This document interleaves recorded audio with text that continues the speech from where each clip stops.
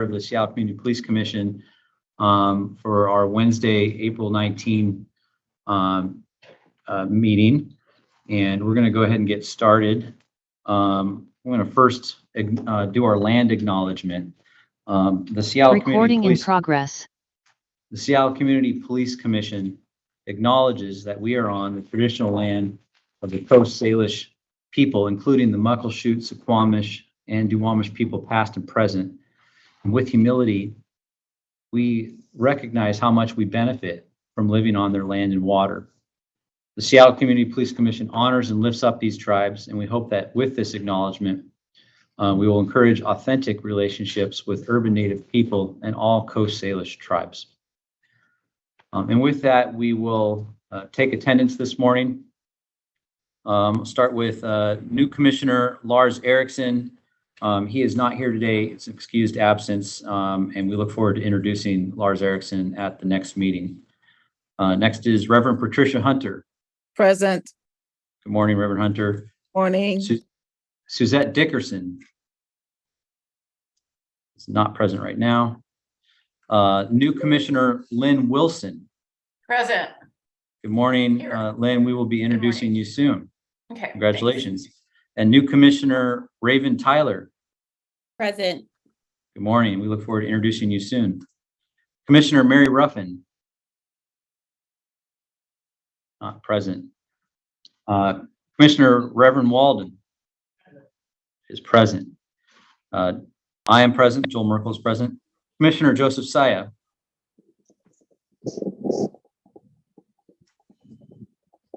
I see Commissioner Saya on the screen. Are you there? Can you hear us?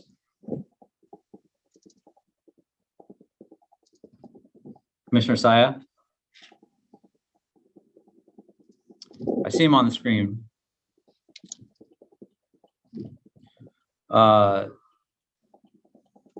Commissioner LaJaya Washington. Present. Good morning. Thank you. Commissioner Officer Mark Mullins. Officer Mark Mullins is here. Good morning. Morning. Commissioner Alina Santillan. Not present. Commissioner Jeremy Wood. Not present. Commissioner Tasha Johnson. Commissioner Johnson, I do see you on the screen. Can you hear us?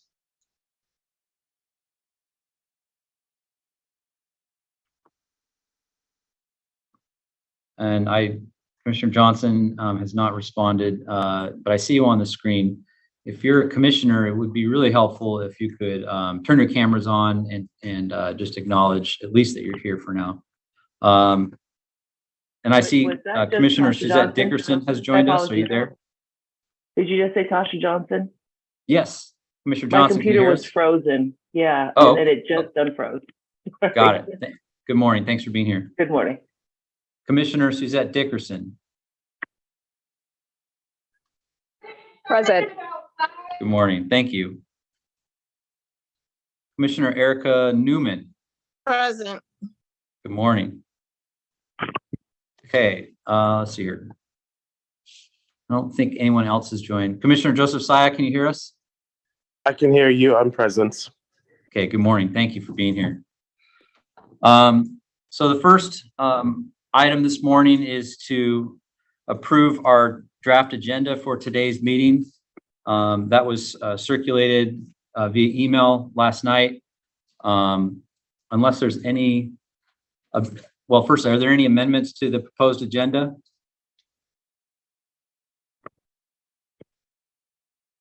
Seeing none, I'll go ahead and entertain a motion to adopt today's agenda.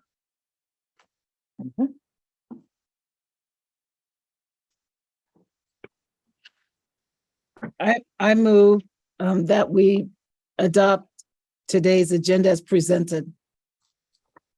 Thank you, Reverend Hunter. Is there a second?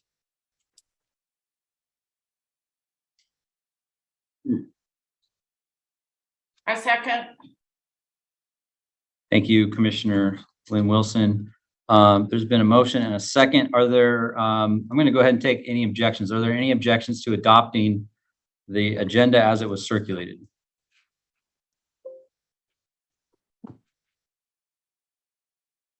Hearing no objections, the agenda is adopted. The next item is to approve the minutes from the last meeting we had on April 5. Is there a motion to approve the minutes that were circulated yesterday? So moved. Was that a motion? I'm sorry, I didn't quite catch that. That was a motion? Okay, thank you. Is there a second to adopt the minutes as they were circulated? I'll second it. Thank you, Reverend Hunter. Are there any objections to adopting the minutes as they were circulated yesterday?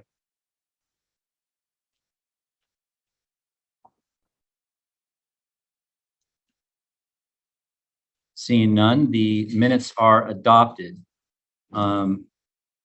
Thank you, everyone, for that. I want to acknowledge that I see Commissioner Ruffin signing in. Commissioner Ruffin, are you there? Present. Good morning. Thank you for being here. With that, we're going to dive into our agenda. And the first item is co-chair updates. There's a couple updates that the co-chair have. First, we want to welcome our new commissioners, Lynn Wilson, Raven Tyler, and Lars Erickson. I'm going to go ahead and wait to introduce Lars Erickson until the next meeting because he is not here today. I think he's in Washington, D.C. traveling, and we expect to see him at the May 3rd meeting. But we do have new Commissioner Lynn Wilson and Raven Tyler here. They were confirmed by the City Council yesterday, so they are brand new commissioners. I'll say just a couple words about both. Lynn Wilson has been involved. Lynn Wilson takes the civil rights attorney dedicated position for the CPC.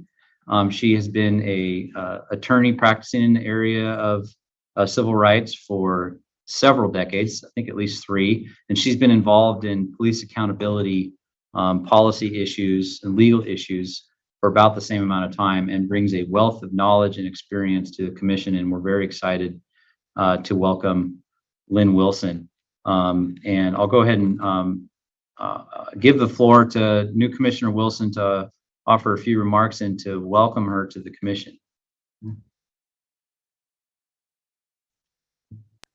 Thank you so much, Joel. And I'm really honored to be here today. And as he mentioned, I've been involved in this movement, and I do consider it a movement since, oh my goodness, 1991. And I've worked with Reverend Walden very closely for most of that time. And I'm really excited to participate in the commission. And I'm particularly interested in cases and policies that affect these kind of more harassment, low-level type cases where people don't get lawyers and there's no press attention. And I just feel like that is a really important aspect of policing that really erodes community trust. And I'm really, really looking forward to working with all of you to provide support, legal support to move forward after we move on from the consent decree. So thank you so much, and I really look forward to being here. Thank you, Commissioner Wilson. I wanted to also acknowledge, I believe Commissioner Santillan has joined us. Good morning. Good morning. Thank you for being here. Next, I want to introduce a new Commissioner, Raven Tyler. Raven Tyler was appointed, occupies a mayoral appointment seat. Raven Tyler is a military veteran and has also been involved in LGBTQ issues and brings a great wealth of background and experiences to the commission. And is very excited to be working on all of the issues that we've been working on this year and in the future. And so we're very happy and excited to have Raven with us, and I wanted to give Raven the opportunity to say a few words as well. Good morning, Raven.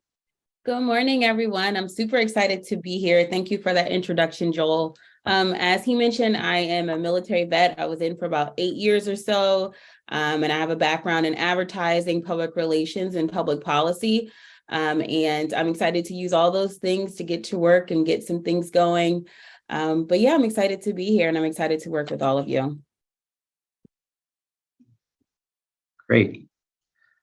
Thank you again, and welcome to the CPC. We're very excited to have you get to work with us. The next up is the amicus filing. We had a discussion a couple weeks ago about the Department of Justice and the City of Seattle's joint motion to the Department of Justice regarding the consent decree and the transition agreement that they are asking the court to approve. And as we discussed at the last meeting, the CPC co-chairs are recommending that we proceed with a amicus brief to provide the CPC's position to the court. The commission agreed to move forward with an amicus brief at the last meeting. And yesterday, the CPC's retained counsel, the CPC's retained counsel provided a draft of that brief based on commission discussion and co-chair's input. And that draft was circulated among commissioners yesterday. So today, so I wanted to just provide that update, but also the due date for the brief with the court is a week from today. And I wanted to see if there was any discussion about the contents of the brief, any questions about the brief, any concerns or input that commissioners have. If so, we should probably do that in executive session, which is perfectly fine. We can go into executive session to discuss the pending litigation. If there's not, that's fine too, but we do need to agree as a commission to move forward with that brief and to make that filing with the court next week. So with that, I'm going to go ahead and see if there are any commissioners who have some questions or concerns about the brief or anything that the commissioners would like to discuss. And if so, we could briefly go into executive session to do so. I see Commissioner Wood. Would you like to discuss the contents of the brief? Yeah, thank you, Joel. I'll admit I haven't had the chance to review it in depth. I have it open and I looked over it yesterday. I know that it's obviously not necessarily directed towards the court, but I think that this is a powerful opportunity for us to make policy proposals to the political branches, both within the city and potentially state, and go on record as to what we think might be necessary in the future to continue to ensure accountability without the consent decree in place. And I'd like to discuss the possibility of including that. Okay. And then Lynn Wilson, Commissioner Wilson, do you have a comment? Yes, I have a comment on page 7 of the draft. Well, I'm going to stop you right there. If you want to discuss the brief, which is great, I'd love to have that discussion. I just want to consult with Gary Smith, our attorney. I believe we need to go into executive session to do that at this point. Hi, Joel. It's justified to go into executive session to discuss the content of the brief. It's not absolutely necessary, but it is certainly justified to go into executive session to discuss with legal counsel the contents of the brief. Okay. Thank you, Gary. And do we have our counsel on the line? Is Drew Hansen on the line? I believe he's here at a phone number. Okay. So I can allow him to talk. Let's see. Is it possible to go into executive session with our current setup? Hi, this is Drew Hansen, outside counsel to the Community Police Commission. I hope you can hear me now, so I'm happy to join you in executive session as you wish. Okay, thank you. Thank you. Give me just a moment. All right, one moment while we technically figure out how we can go into executive session and have this discussion on the amicus brief.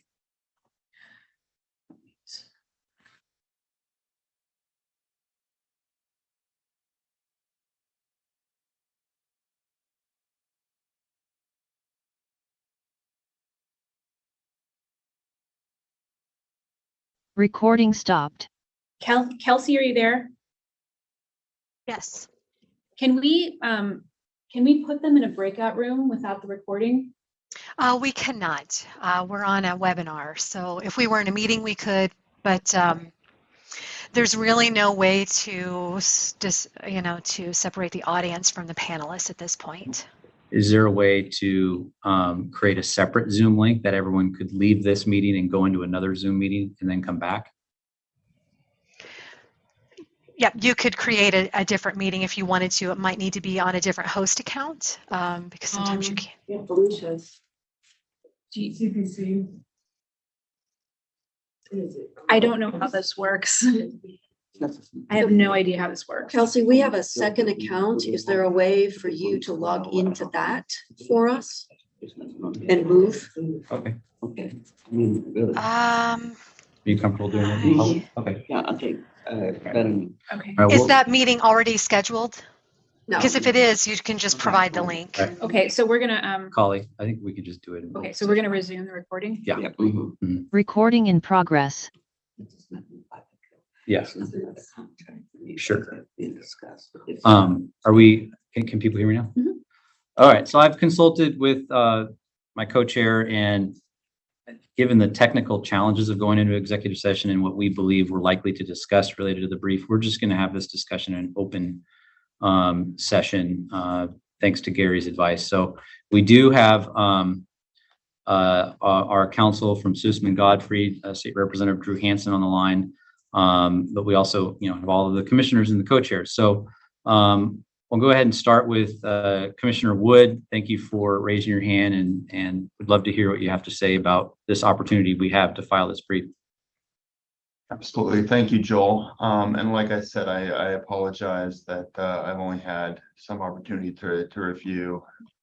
And Representative Hansen, thank you very much to you and your team for putting this together. I think that in its substance, it's excellent. I think that that we all recognize that by moving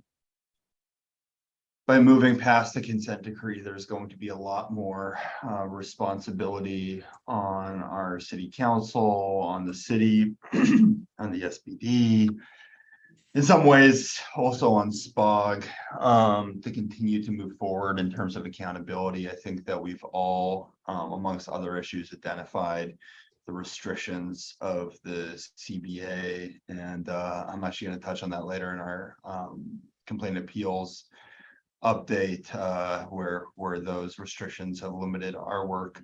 And I think that there have been efforts at the state level. Ultimately, there could be a requirement for our congressional caucus to push something at the federal level. And there's certainly something within the bargaining of the CBA itself, between the city and SPOG.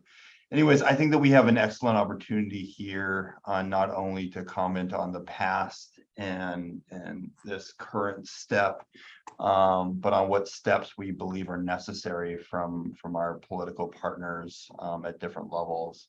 And that might be in the way of just a couple paragraphs near the conclusion, but I would like to go on record with those statements in the court file. And I'd be happy to work with any effort to draft out those recommendations for inclusion.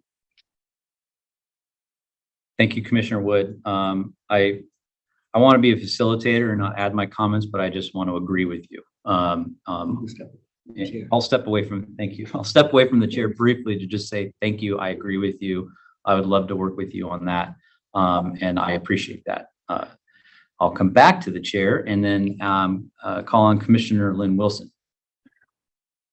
Thank you. I also agree that it's a really good brief, and it's really tailored to just address the questions that will be before Judge Robart. But I wanted to just make one little minor suggestion on page 7. I think it's really important to emphasize that the Seattle Police Department is now drafting a deception. I think they call it a use of deception policy, which I don't think they've had before.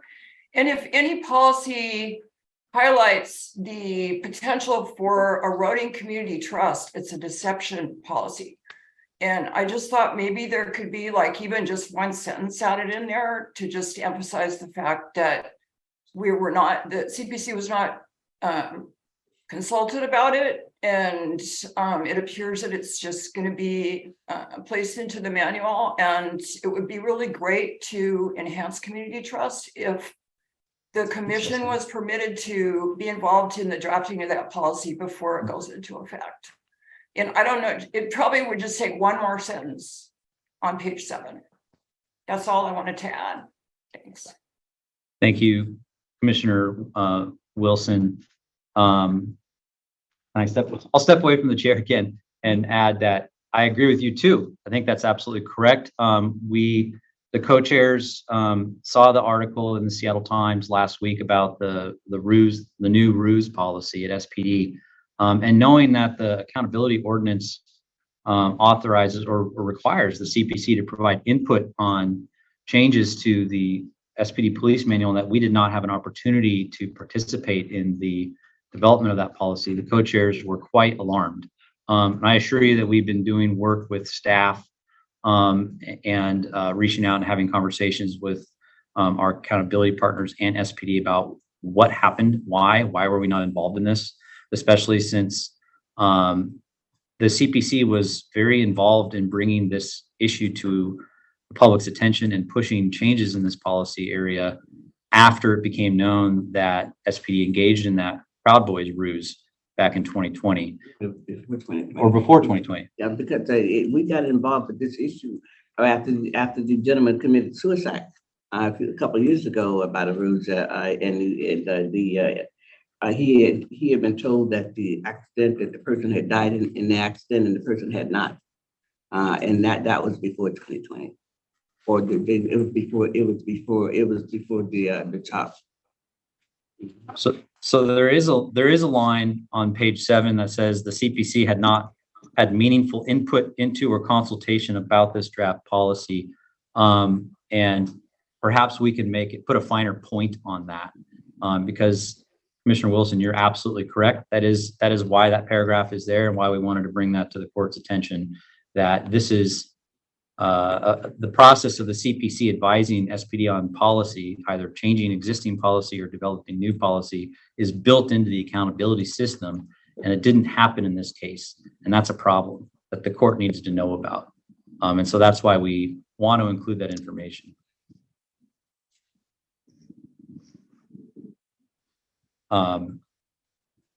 Is there anyone else thank you, Commissioner Wilson. I think we could make that paragraph stronger, so I appreciate that. Is there any other commissioner that has any thoughts or wants to discuss or share their opinions on the amicus brief or anything else that should be changed or added or anything like that? Officer Mullins has a question. Yes, Officer Mullins. In terms of the ruse, I was not able to see the recent information that was put out. But in dealing with the ruse, does this include undercover officers? So does it not? It's patrol. I'm looking at interim executive director Dr. Collie Ellis. She's telling me it's patrol.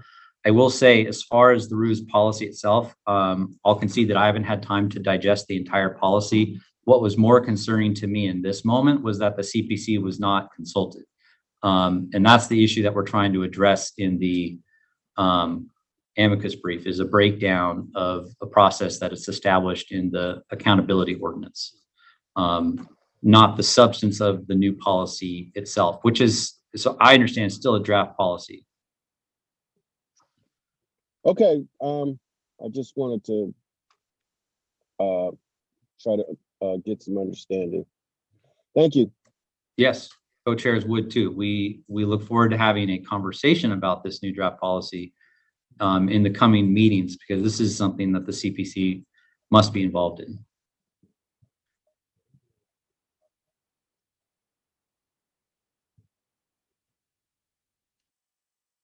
Thank you, Officer Mullins. Are there any other commissioners that have any thoughts that they would like to share questions about the amicus brief?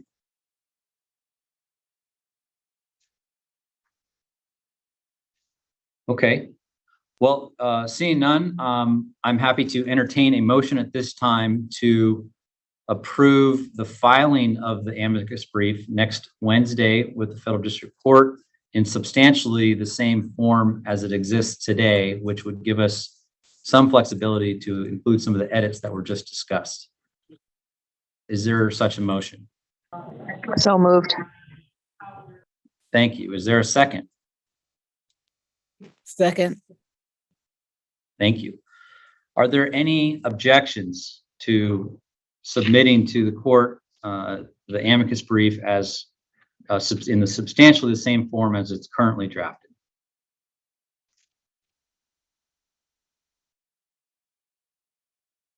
Seeing or hearing no objections, that motion passes, and the co-chairs will continue working with our retained counsel to make the edits. And if any commissioner has any thoughts or concerns, please reach out to the co-chairs, and we will be able to work with you on including your feedback into the amicus brief. But thank you for that. That brings us, I'll defer to my other two co-chairs, Reverend Hunter and Reverend Walden. Are there any additional co-chair updates at this time? Okay. I don't have any. Thank you, Reverend Hunter, and none from Reverend Walden. That brings us to executive director updates, and I'll go ahead and turn it over to Dr. Kali Ellis. Thank you very much. So I'm very excited to have all of our new commissioners. It is wonderful to have such new engagement and excitement for the work of the CPC, the extremely important work that we're doing. In addition to the 3 commissioners that were approved by City Council yesterday, we have 2 more on board that are going to go through Public Safety and Human Services in May and presumably be voted on by City Council in May. So we will have a total of 5 new commissioners joining us, one of whom is here as a guest because he's not a commissioner yet. So thank you so much. We are very excited to have all of you. So to that end, we are going to be having a new commissioner, but also existing commissioner onboarding, orientation, and re-engagement. It's very important for the commission to be able to work together to get to know each other in person. And as you might have noticed, city employees were mandated as of November 1st to be in the office twice a week, and we are, and it has a lot of benefits to, somebody has their microphone on? Yeah, I just. Okay. Anyway, and so that has a lot of benefits to building the community as staff and with commissioners. So we're really hoping that everyone, all commissioners, all of you, not just the new commissioners, can join us on May 17th from noon to 4 p.m. in Seattle Municipal Tower, which is right across the street from City Hall. This will be catered. It will also be an opportunity for engagement and learning about, for example, the Public Meetings Act that governs what we do, as well as the other partners that we work with in the Office of Inspector General and the Office of Professional Accountability and the Seattle Police Department. We're going to have a wide variety of guests because everyone realizes the importance of what we're doing here at the CPC and this commission. And it's very important to bring us all together to really strengthen the commission, especially given some of the changes that might be happening, as you'll see in the rest of this meeting. The other thing I wanted to mention is that we are very excited to welcome a delegation from Canada of Canadian law enforcement that specifically wanted to meet with members of the Community Police Commission about the role of community and police oversight. As you know, and as the Assistant Attorney General, when she came to town the other week, identified, Seattle is a leader in having community participation in this process. Many other communities nationwide do not have this. And so this Canadian delegation of law enforcement from all over Canada is coming to visit and have a conversation with us about the history of how we got here and what we're learning as we go through this process. And they're also interested in, for example, the Community Police Academy that SPD used to have. I don't know if they still have it currently. So that's something that's going to be happening next week that we're very excited to welcome and get international recognition for the work of the CPC. That's it for me. Thank you. Kelly, Yes. would it be possible, this has been actually something that's come up with complaint and appeals. I understand that there are some great facets to Ontario's program. And so to the extent that any of our Canadian guests come from police departments in Ontario, and they might be able to speak to that, if we could just ask that they have that in mind. So I don't believe that any of them are from Ontario, but I can certainly ask when they get here. Okay, great. Commissioner Santian, I see your hand. Yeah, will there also be a virtual option for us to participate in the meeting that you're all doing in person? I'm still caring for my grandmother and mom out of state, so I won't be able to be there in person, though I'd still like to participate if that's an option.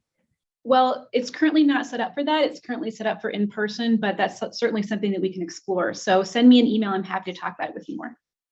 I sure will. Thank you.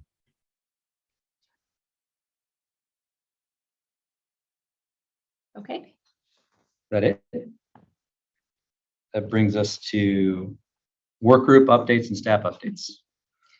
We'll start with staff updates. Start with staff updates. And I believe we're starting with Mina.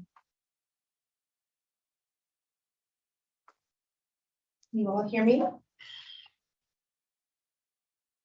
I just want to let you know that as part of my role, I facilitate CPC's work groups on police practices, behavioral health, complaint appeals, and state legislative affairs. And so I want to invite all the new commissioners to join one or more of these work groups. This is where a lot of the important work of the CPC happens. So I would love to have some new folks on these work groups. And if you want to set up an ad hoc work group as a commissioner based on a topic that you're interested in, please let me know and I can help you facilitate that. And then, sorry, my camera wasn't on. I also wanted to let folks know that the CPC is a participant in the Affected Persons Program work group, which was created by way of a council budget action. And it seeks to assess the need for a program that provides emotional and practical support services for persons, including complainants, loved ones, and or family members impacted by incidents under investigation by the Office of Police Accountability. I'm representing the CPC in that work group, which includes a number of stakeholders, including folks from the community. And so if you have any questions about this work group or CPC's participation in it, please feel free to contact me. That's it for me. Thank you, Mina. And if I could just, I'll step away from the chair briefly just to plug the Affected Persons Program work group. It's a really important work group on a really important issue, how to provide additional resources to people affected by police violence. It's a program that the City Council authorized in a budget action, as Mina said, and she's been doing a lot of great work on this work group. And I really would encourage commissioners to find time to engage if they have the capacity. It's a really important work group, and I thank you, Mina, for all the work you're doing on it.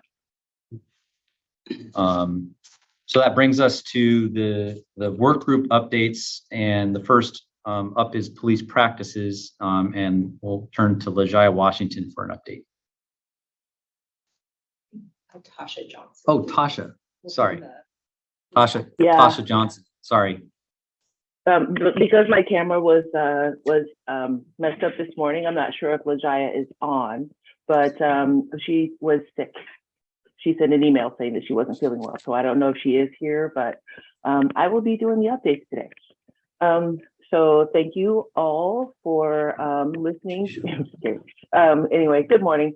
We're currently working on a work plan that defines our scope of work. We're looking at our vision. We're looking at past action items and seeing where we can fit in and find our niche within those past action items so that we can move forward and develop items for the future. And as our scope of work, we plan to look at to focus on the use of force in crowd management context. And someone saying something to me? I'm sorry. I may be getting some feedback. But we plan to look at to focus on the use of force and crowd management. And that's one of the areas that remains under federal oversight for the SPD. And we are also working on our meeting cadence to ensure that we are all able to make it. And that's it for our updates this week.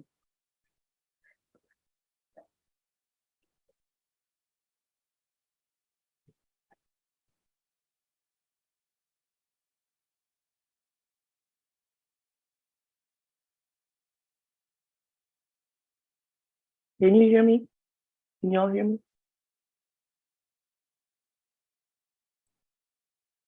Yes, I can hear you. I can hear you, Tasha. Okay, okay. All right. Did you hear the end of my update? Yes. Yes. Okay. Yes. All right.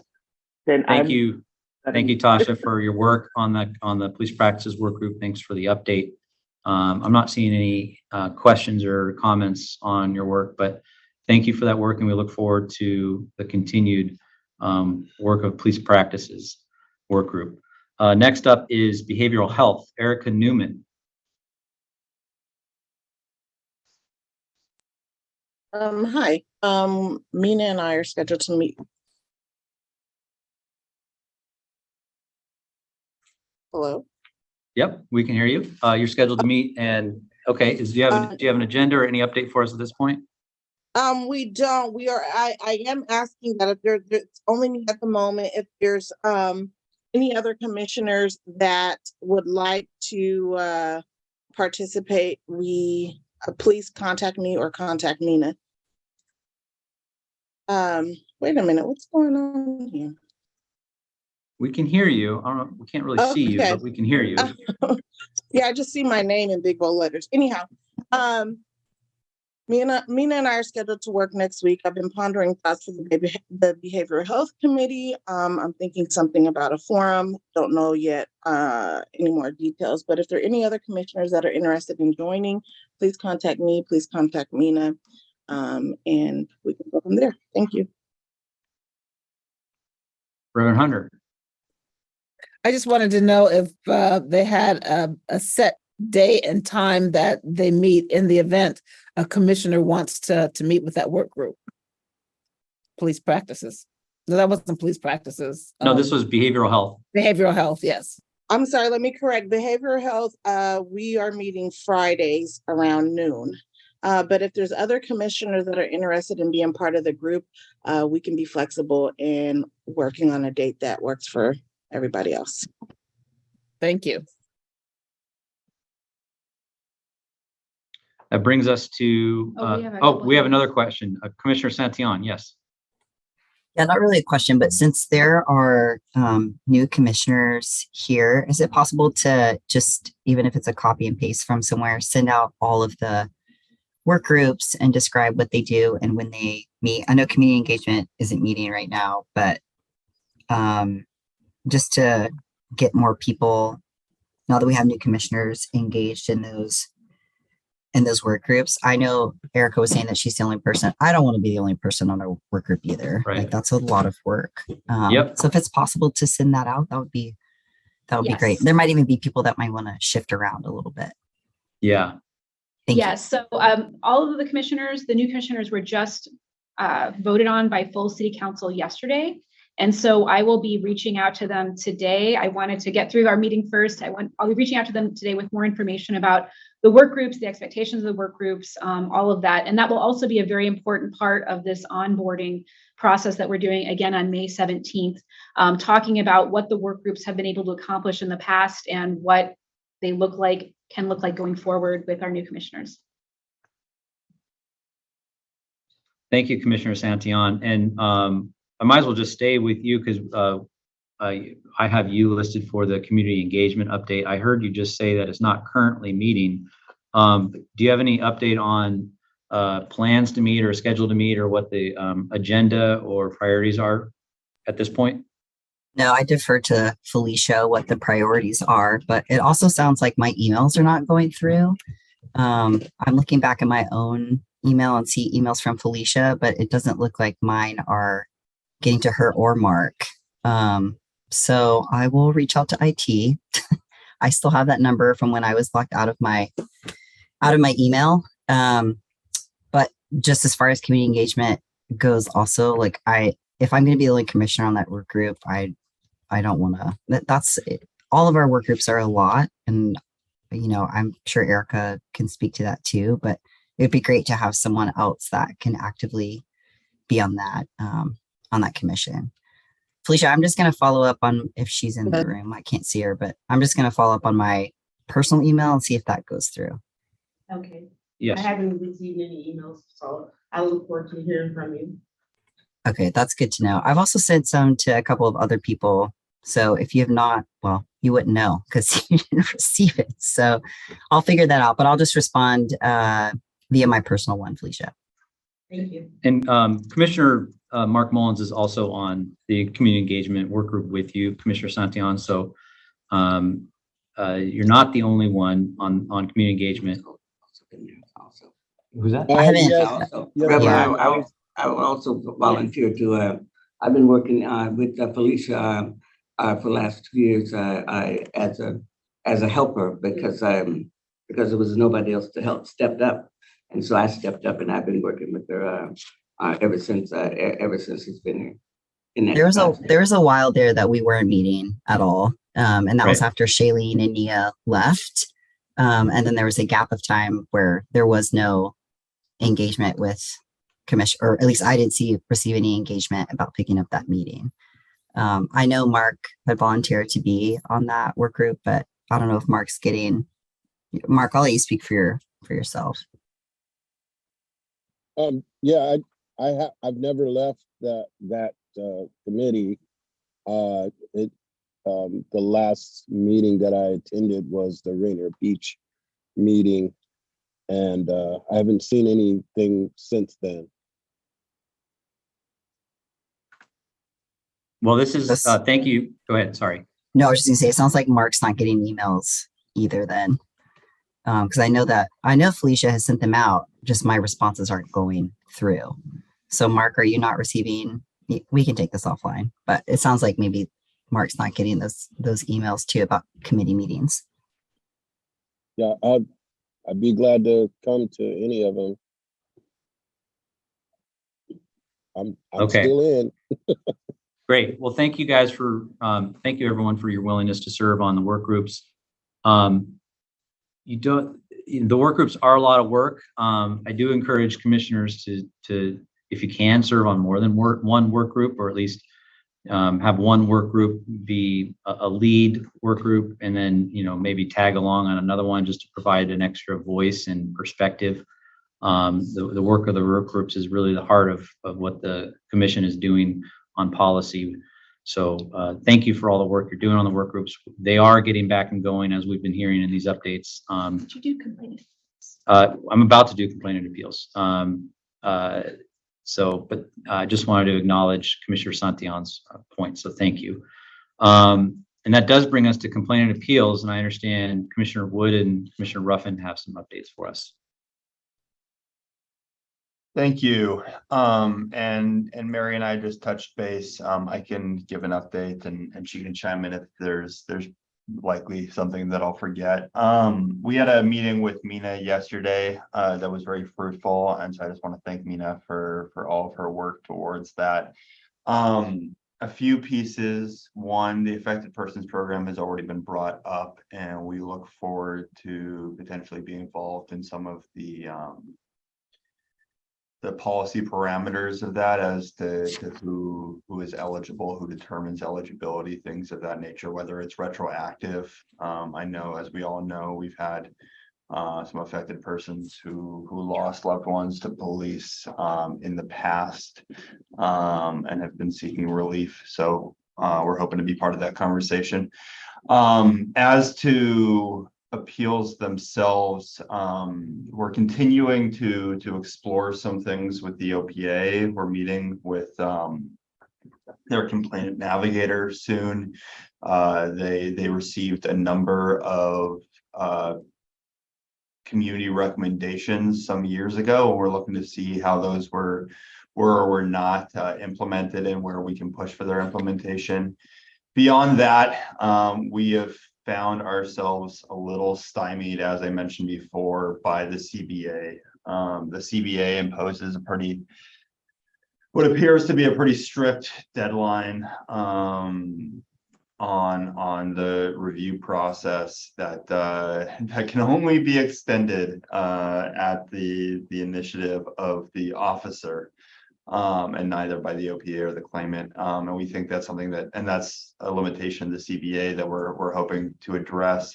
Another limitation is we'd like to see the OPA more involved in advocating to the chief, and possibly individuals beyond, not as beyond, but some sort of committee within the department, some chance for the OPA to advocate further for discipline after delivering its findings, because the chief currently has the power to completely override those. And so we've been wanting to touch base with Commissioner Dickerson, and if she wants to chime in now, we would certainly welcome that, or we can talk offline about whether there's still time in the bargaining process for us to draft a letter with recommendations to the city council members of the bargaining team regarding these changes we'd like to see that would open up the space, open up the time span in which an appeal of OPA findings could take place, and expand OPA's role in advocating for discipline where its findings are substantiated.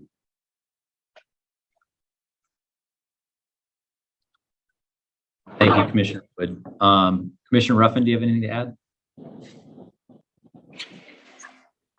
No, that covers everything. I would just add that if anybody else is interested in joining the work group, we're welcome to new members, and we're looking forward to developing community engagement strategies. So if you're interested in that, let us know. Commissioner Dickerson? Yes, to answer Commissioner Woods, the parameters have been set, but not stating that we, like if there are things that you want me to bring forward, I'm more than happy to bring those things forward the next time that I meet with the city and other stakeholders within the bargaining. If we could, I would like to go into a little bit more detail with you offline on that. That sounds great, Commissioner Dickerson. When are you meeting with them next? We don't have anything set up yet. So whatever you bring forward to me, then I can request a meeting. Okay. Yeah, Mary and I will shoot you an email and we can find time. Okay, perfect. Thank you.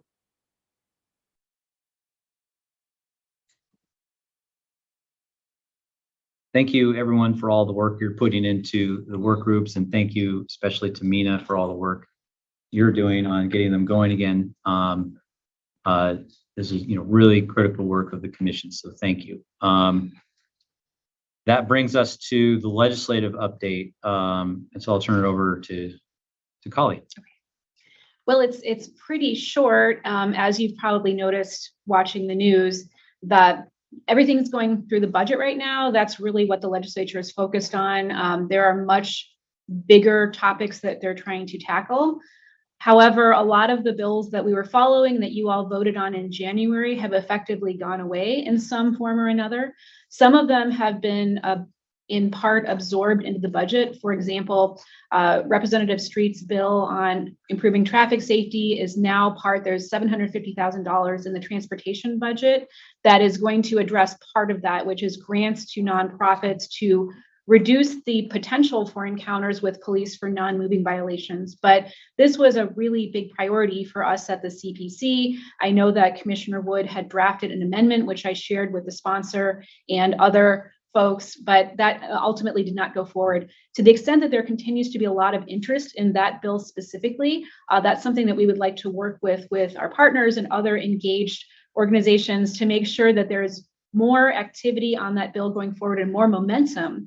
This is something where now that we have a fully staffed community engagement team here at the CPC, we can really get people involved, the community involved in this very important bill.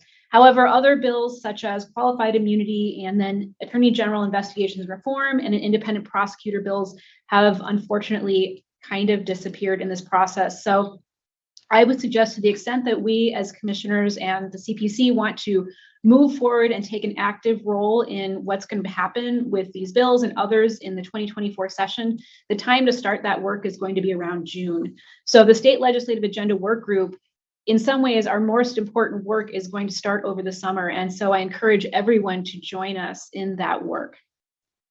Everything wraps up hopefully next Wednesday.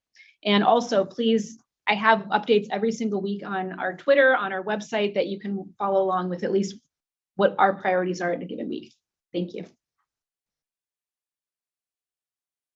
Thank you, Collie. I'll go ahead and step away from the chair for a minute just to add a comment that I've been participating in the legislative work group with Commissioner Dickerson and Collie, and just want to echo what Collie said, is that, you know, we think we have an opportunity. There's a lot of policy issues that I think are really important to the commission right now and into next year. You know, top of my mind right now is actually issues related to collective bargaining and police accountability, particularly given the current status of the SPOG contract and the collective bargaining agreement that Commissioner Wood's been mentioning. And I think to build support for the things we want to see happen, Collie's right, we need to start in June, working with our stakeholders, working with legislators.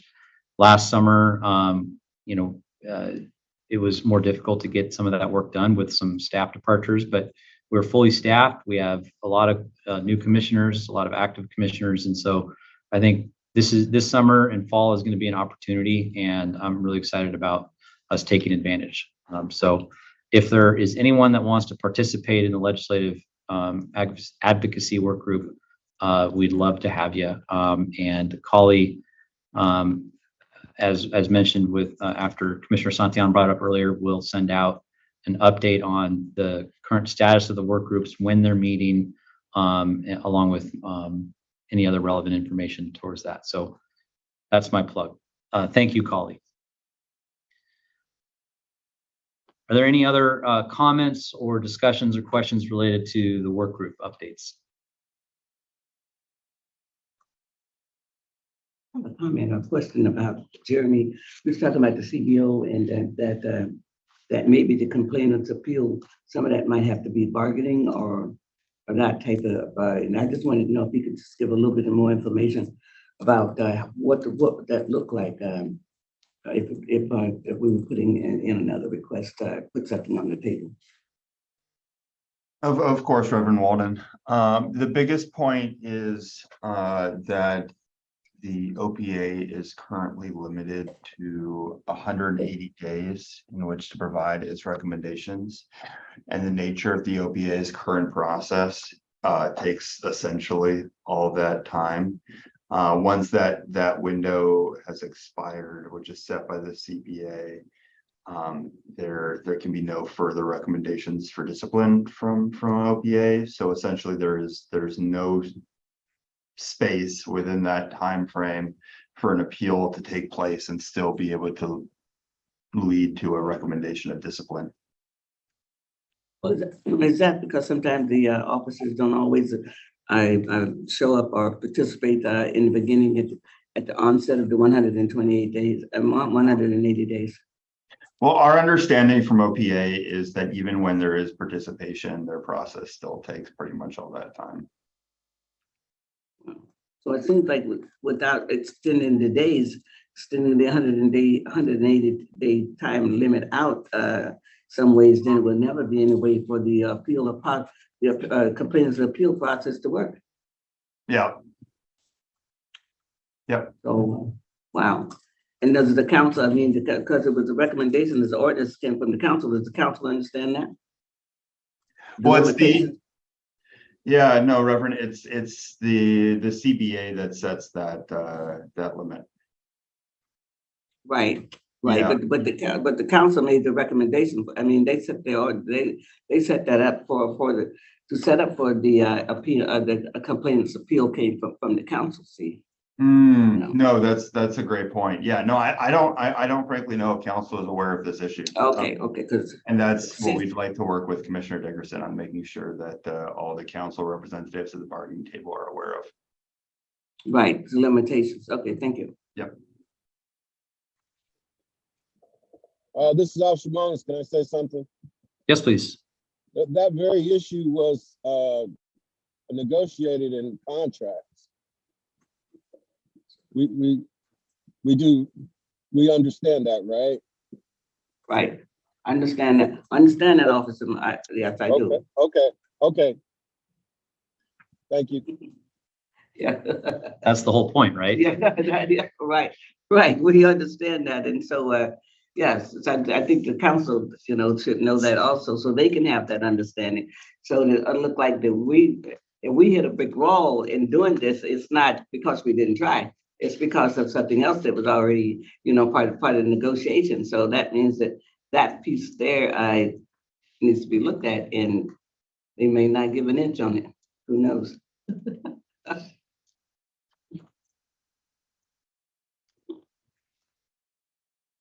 Any other comments or questions on work groups before we move on to a discussion of proposed changes to the accountability ordinance? Okay, seeing none. We're going to go ahead and move into the next item on the agenda. And in your materials that were sent to you yesterday included a document summarizing proposed changes to the 2017 Police Accountability Ordinance. And then I want to go ahead and just kind of introduce that topic so that we can have a discussion today about it. First, as everyone knows, the Community Police Commission was created out of the MOU that came from the consent decree in 2012. And the Community Police Commission was created as a permanent and independent accountability entity under the 2017 Accountability Ordinance, along with the triad of accountability partners with OIG and OPA.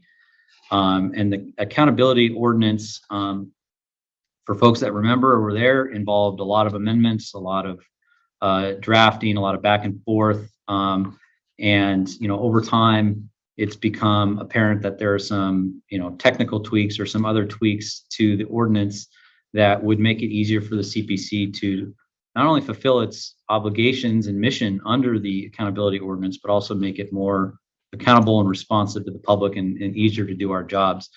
And with that in mind, the co-chairs last year began looking at some of the provisions in the ordinance that could use some updating or streamlining or some additions with that goal in mind. And so I just want to, so the document that was shared was essentially included a number of proposed changes to the ordinance that the co-chairs are recommending the commission support and send over to the city council so that the city council can adopt some of these changes to the ordinance itself.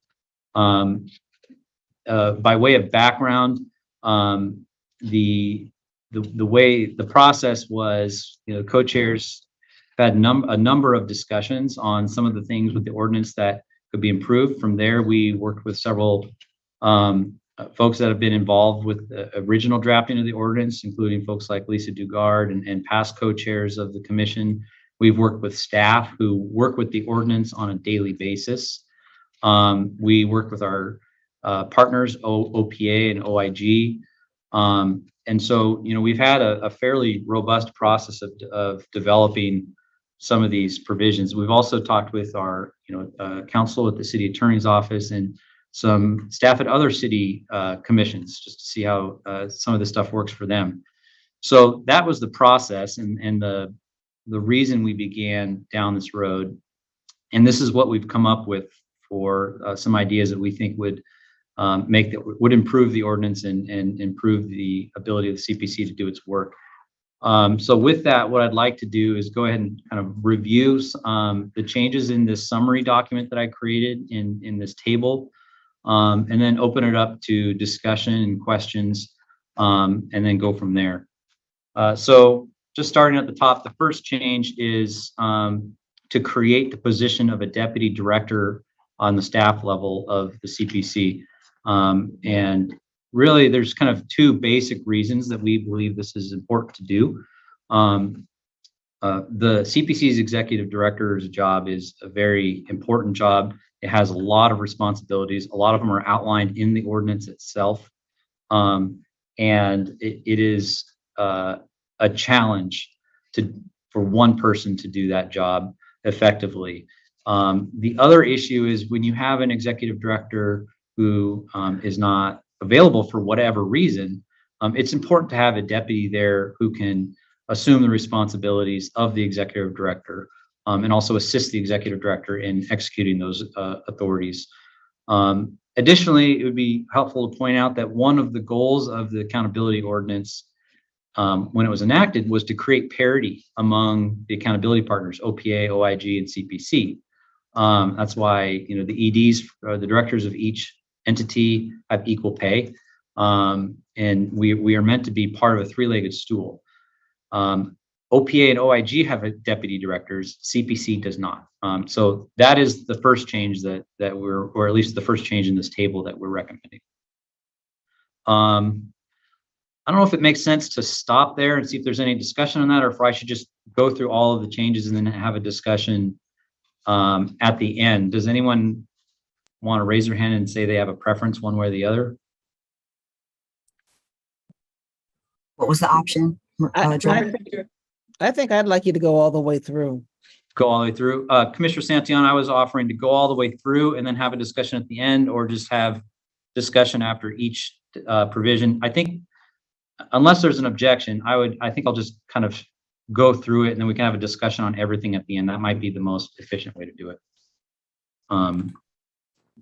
So the next item on the proposed change is under section 3.29410C. I'm not expecting everyone to have the ordinance in front of them, but that's basically a section that we were talking about earlier in the meeting that gives the CPC the authority and responsibility to provide input on SPD policy when they are changing policy to the SPD manual. And we believe it's pretty obvious that what that means is if there's new policy being developed, not just revisions to existing policy, that the CPC is involved.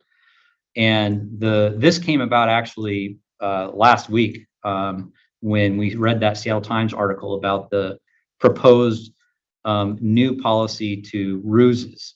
And the co-chairs saw that article in Seattle Times and thought, where did this come from? We didn't have any input into this.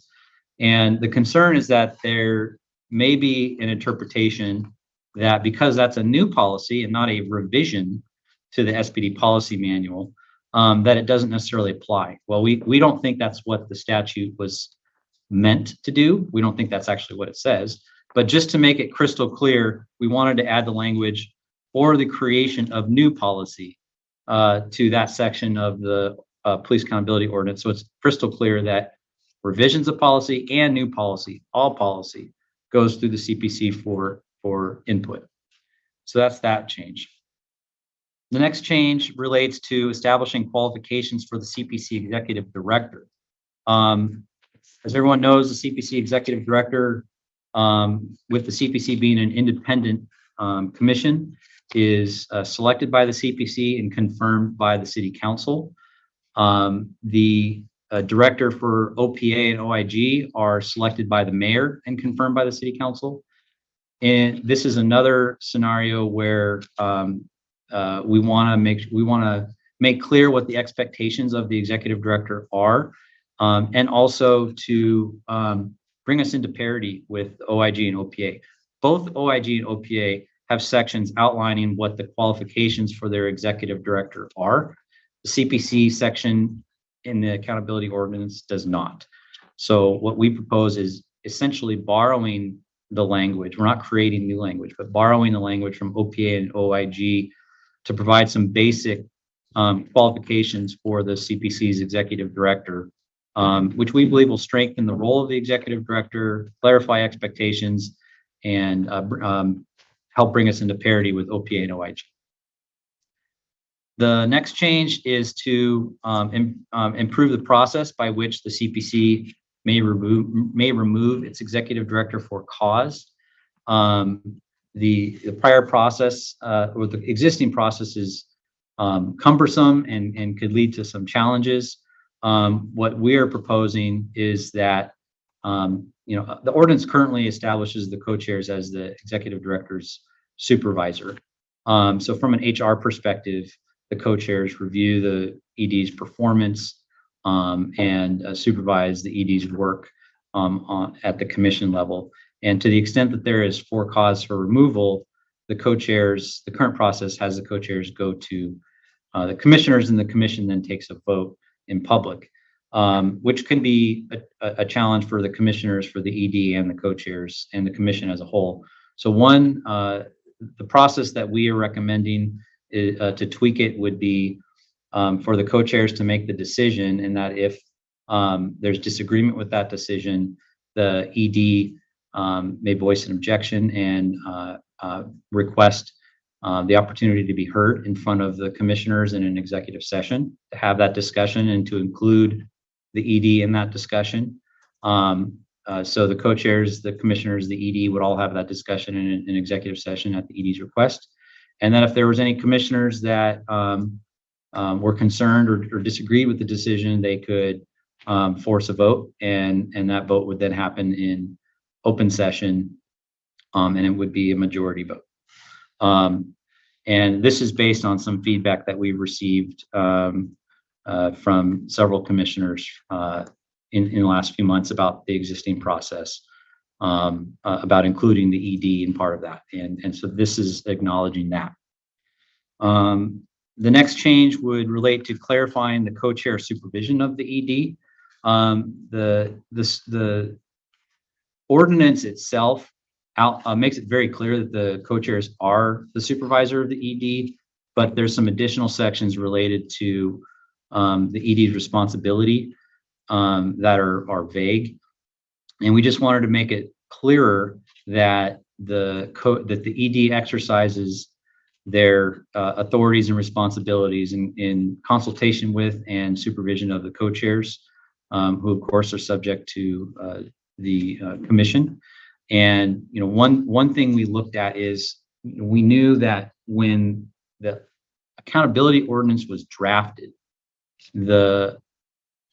one of the things that the drafters did in setting up the commission structure was to look at the Seattle Ethics and Elections Commission, because that was the only somewhat similar style commission in Seattle at the time.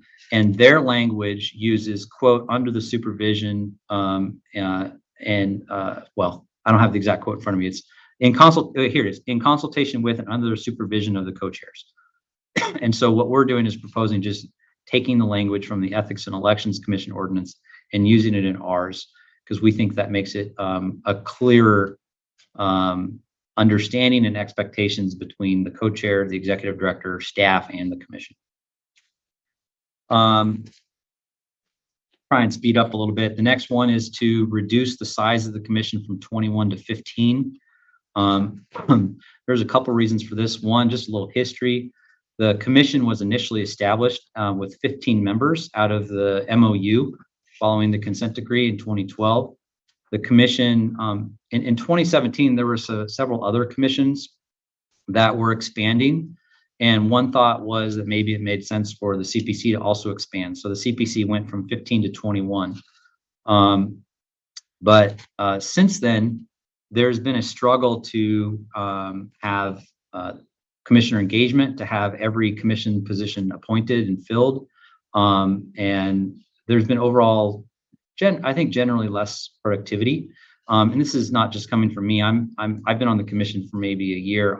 This is something that's come from a lot of commissioners who've been involved from the beginning, who've served on the commission for many years, some co-chairs, and the thought being that more cooks in the kitchen did not increase productivity or quality of work, and that 15 was a better number for the commission.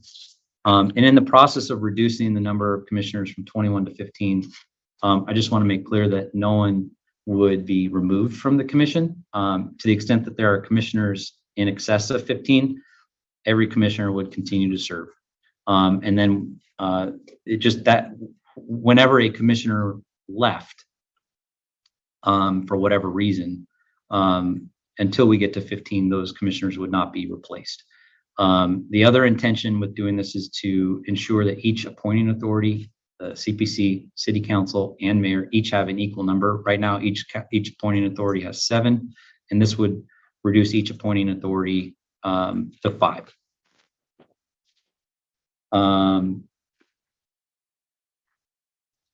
Next provision relates to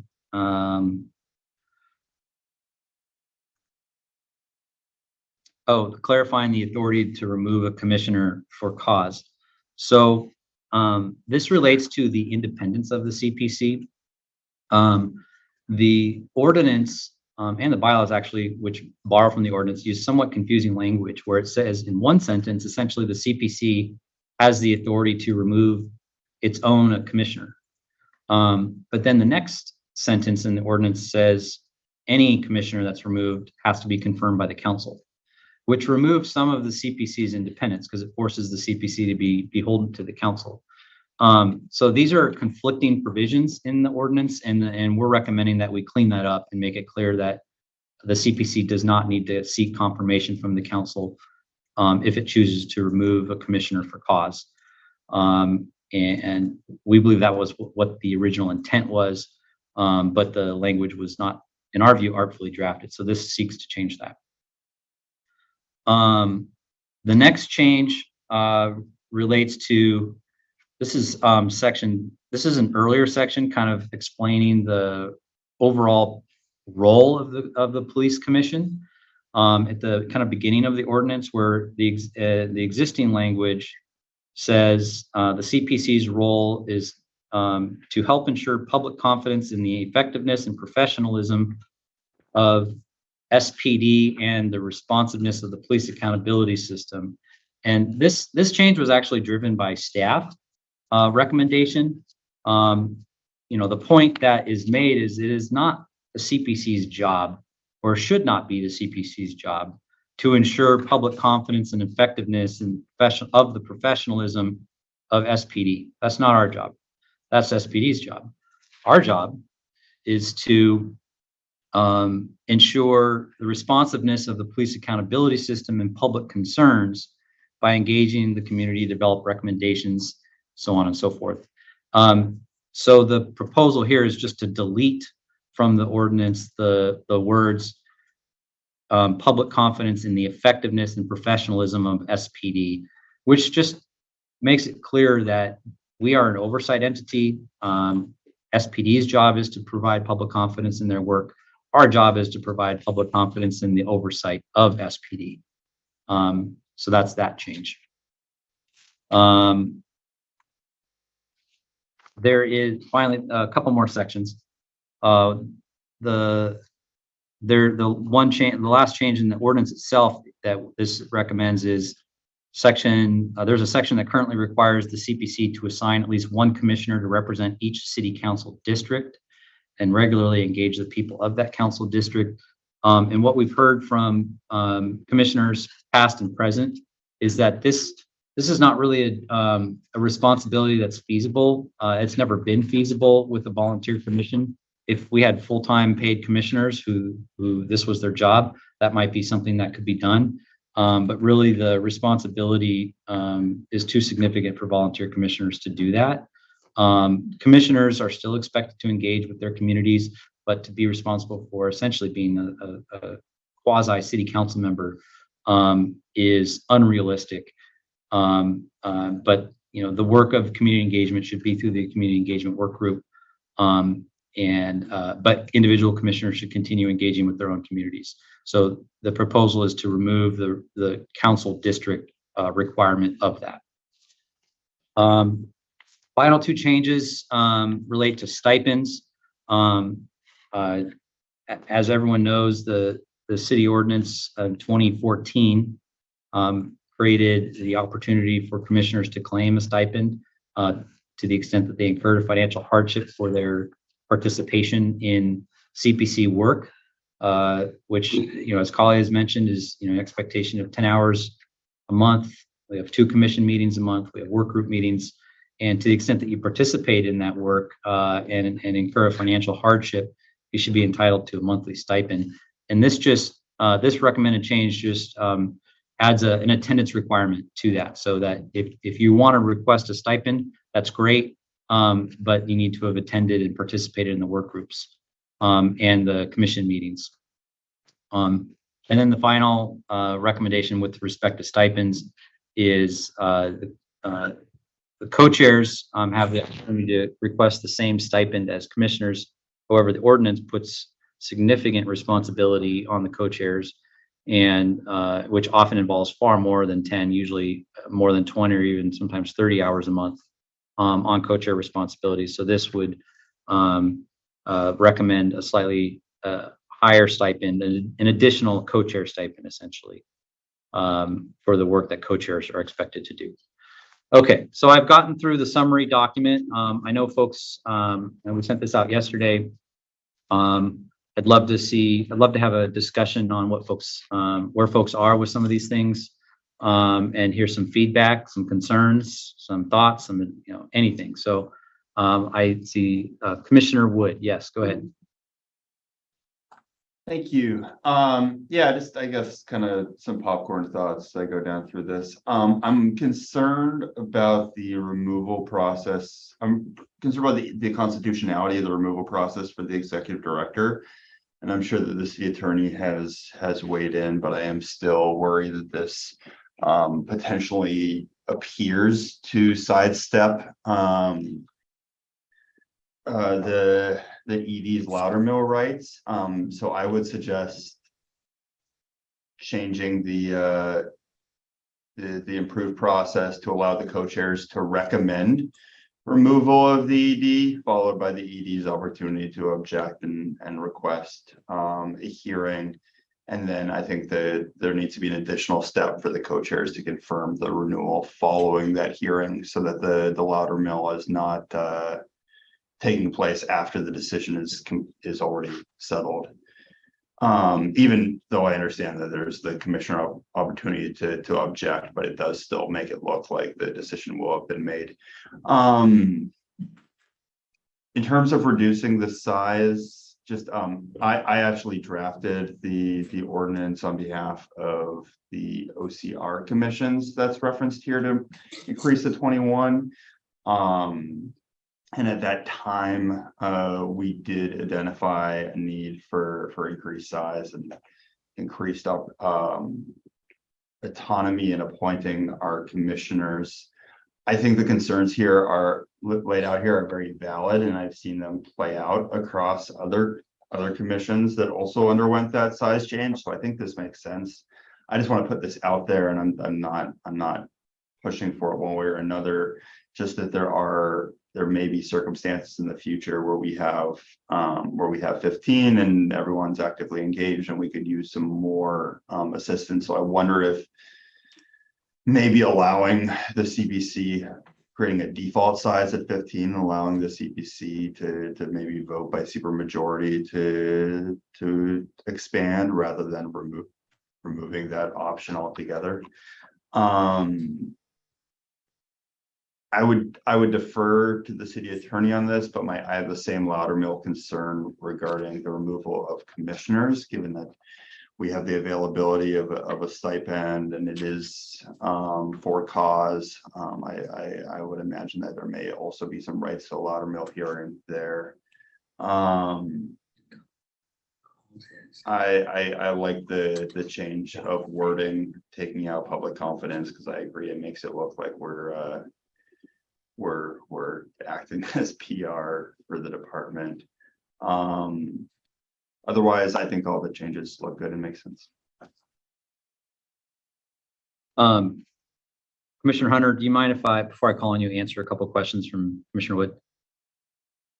So Commissioner Wood, just as far as the commissioners for cause, I just wanted to clarify that we're not really changing the process beyond just clarifying that the CPC does not need to seek city council permission, which is what one section of the ordinance says, but then another section contradicts it. So we're trying to remove the contradiction.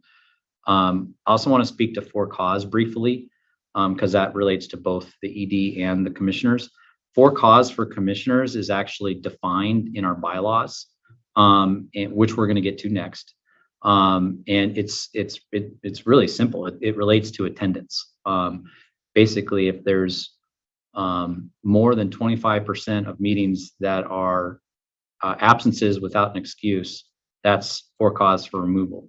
There's additional terms that define for cause, including, sharing information that's discussed in executive session, for example. So for cause, as far as commissioner removal is defined in the bylaws, for cause for the ED is slightly different. So I understand your concerns on Loudermill. That is actually why one of the recommendations was to include the ED in the process of addressing and being included in that discussion at executive session. Previously, that wasn't part of the process, and we are recommending to include that as part of the process. So it's not strictly a Loudermill process, but we've been advised, and I think, as you know, that the ED is exempt. So I'm happy to turn it over to Gary Smith for advice to answer some of your question on that point, if that would help right now. Gary, do you have any input on that?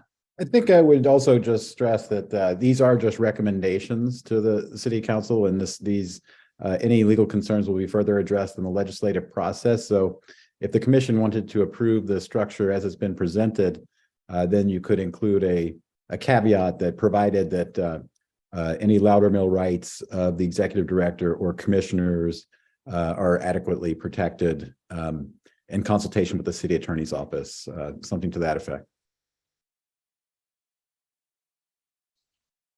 Thank you, Gary. That makes sense.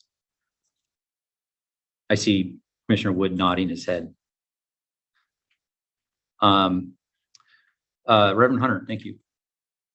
Thank you. I just want to go on record saying that Commissioner Merkel did the lion's share of this work and going through the ordinance and the bylaws and recommending the changes. And it was an enormous amount of work. And so I just want to say thank you, Joel, for having that kind of skill to pull all this together. Appreciate it. We appreciate you. Thank you. Thank you. Thank you. Thank you. Couldn't have done it without folks' help, though. Definitely happy to spearhead this, but it was important to get a lot of input. Are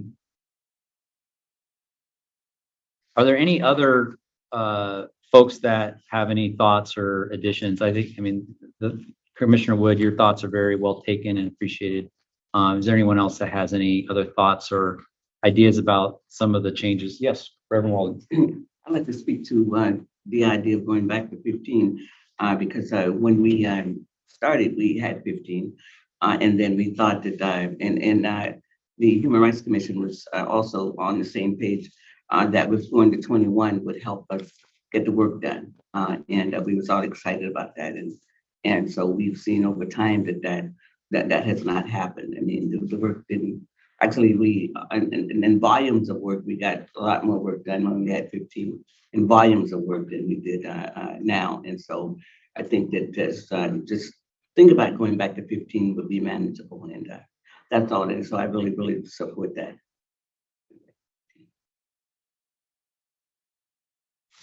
So the timeline, which I neglected to mention at the top, we've also, the co-chairs have, Commissioner Santillan, go ahead. You can finish your thought, Joel. I'll go after you. I just want to mention that the co-chairs meet somewhat regularly with Councilmember Herbold, who chairs the committee that has jurisdiction over CPC. And we've informed her office that, we are working on some changes that we believe should be made. And so if, when we complete this work, the question to her was, what timeline would you need these changes by to accomplish these changes this year before the election? And the answer was early May. So that's partly why we're bringing it to you now. We'd like to have these, we'd like to have the CPC input, today or no later than the next meeting on May 3rd, so that we can get the CPC's recommendations to Councilmember Herbold to give her enough time to work on these. So anyway, that's the timeline. Commissioner Santillan. Yeah, thanks for this work. I know this was a big task, Joel, and I appreciate it. I want to acknowledge, I'm sure that it took you a lot of time to do this, and there's a lot of information in here. So I just want to be forthright in saying I've made it through as much as I can. I can't imagine us being able to maybe give all the comments today, because I know we haven't even gone through the bylaws yet. But just wanted to, we just got this information last night. So just wanted to acknowledge your work, and then also it's a lot. I'm sure it took you more than 24 hours to do. So I just wanted to, I was in agreement with what Commissioner Wood was sharing. Those are kind of also my concerns, but and the removal process of the ED, I saw that, the line in there that the current removal process creates tension with the co-chair's responsibility as the ED supervisor.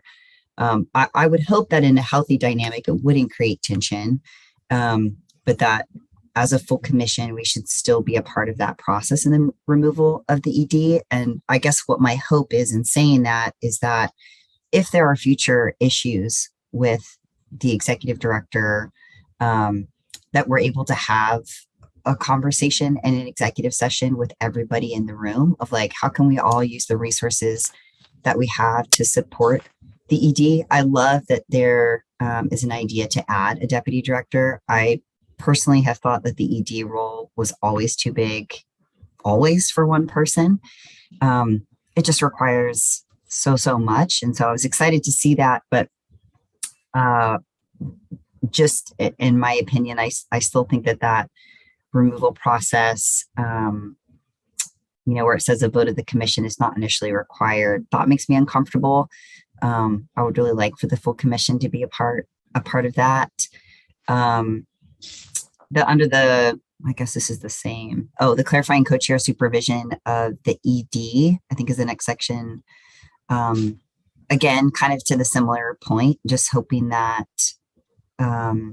I see that the adjustment makes clear that the ED discharges its functions under the supervision of the commission, but this would be adjusted to in consultation with and under the supervision of the co-chairs. I know the co-chairs do a lot of extra work that people in the commission don't have capacity for. And I'm really grateful for that. I think it would be really hard if we didn't have folks that were able to step into those roles. But I still think that work should be under the supervision of the commission, not just the co-chairs, just to ensure transparency and accountability amongst all of us in our work. So it's not in a silo. And then the only other kind of comment that I had, sorry, I'm just scrolling through here. Was on the size. So I've been on this commission since 2019. I am now on my 4th executive director or interim director.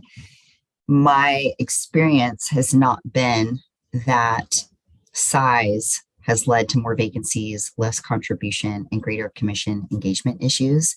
We've had multiple full staff turnovers. We've almost had a different director each year, within that span of time. And I don't think that the culture of the CPC and the commission has been as healthy as it should have been for a long time. I think the work that the co-chairs are doing, you all do so much work and it takes a lot of time. And it's a privilege to be able to show up in that way. Many of the commissioners here in this space, we have full-time jobs, we have families, we're engaged in, other kinds of advocacy work. And that's a lot. And then Joel, I heard you, kind of ask, it would be great for other commissioners to show up to more than one work group. And again, it is a privilege to be able to volunteer in these spaces.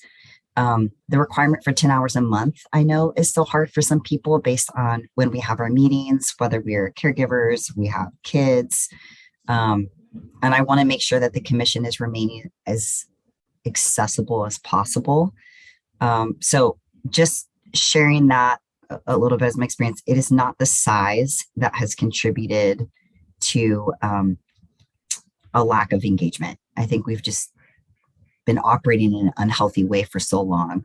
And my hope is that as we are bringing on new commissioners, we're able to engage and move forward in different ways than the way that we've been operating previously, because it's just not working. It's not working anymore, and it hasn't been for a long time. So I just wanted to share that has been my personal experience as someone who's been on the commission for a long time. And then Joel, maybe this is a legal question. I just don't understand what this means, but it says the SPMA, the comment above reduces the commissioner, same section, says the SPMA position moves to the mayor's office to ensure the CPC has 2 community at large appointments. And I'm just not sure what the community at large appointment means. And if there are commissioners that have exceeded their term limits, what does that mean? Right. How do we move forward with that? Thanks. Thank you, Commissioner Santillan. I'll answer that last question quickly and then turn it over to Reverend Walden, who's had her hand up. What that means is if each appointing authority shrunk to 5, then that would essentially leave the CPC with only 1 non-designated commissioner appointee. And that's because under the current ordinance, the CPC has 4 designated commissioner positions, 1 for SPMA, 1 for SPOG, 1 for a civil rights position, and 1 for a position from the Department of Public Defense. And then that's 4. And then we have 3 positions that are just community at large. If we shrunk to 5 and we kept all 4 of those designated positions, we would only have 1 community at large. And the co-chairs made the recommendation that that's not enough. We want at least 2. So 1 of the designated positions that was contemplated in 2017 would have to move, and we proposed moving it to the mayor's office. So that would become a mayoral appointee. So that's what that section meant. Oh, and previously it was the CPC did the community at large. It is currently the SPMA position is currently a CPC position. We were just proposing, if we're going to shrink our number of appointees, we wanted to have 1 additional community. We didn't want to go down to just 1. So we wanted to move 1 of the designated positions to another appointing authority. So that's why we recommended moving the SPMA to the mayor's office, and we would keep SPOG. Got it. Thank you for clarifying that. Reverend Walden. Oh, thank you. I just wanted to say for true transparency, on May 1st, 2019, when the ED appointed by Mayor Murray stepped down, and that particular day, we had advised the ED not to bring on 8 new members at the same time. And 8 new members came on the same day that she resigned. And so the commission never did resume their enthusiasm and all the work that we've done before. And the new commissioners that came on didn't have any comprehension. I mean, didn't have any background of knowing all the work that we had done previously.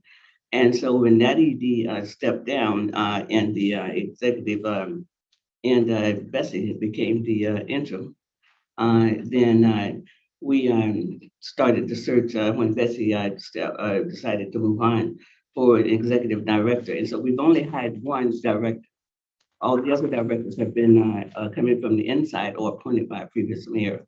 And so when you bring on that many people at one time, and then the ED steps down on the same day, then it's a lot of and then as the previous as the commissioner just mentioned, Cynthia and commission, I mean, they wind up voting that same day on Ms. Scott becoming interim ED. So they came in a time when it was really chaotic. So we never did recover from that. And then of course in 2020, when COVID hit and all of that other stuff. So I do agree, but there was times when this commission worked very well together, and I got a lot of work done. And with what you want to do on May 17th, we have an opportunity to actually recreate momentum for what we had, the enthusiasm. We had enthusiasm, and every commissioner did do several work groups and those kinds of things from 2013 up until May of 2019. We had a lot of participation, and so well, what you see now is not what it's always been. And for people who see now, don't have a history of what it's been. And so it's always kind of nice to meld them together. And I really appreciate what you want to do, Callie, is to bring that momentum back because it's necessary. And I thank you for wanting to work on that. And I thank Commissioner Santillan for the comment. Tasha Johnson.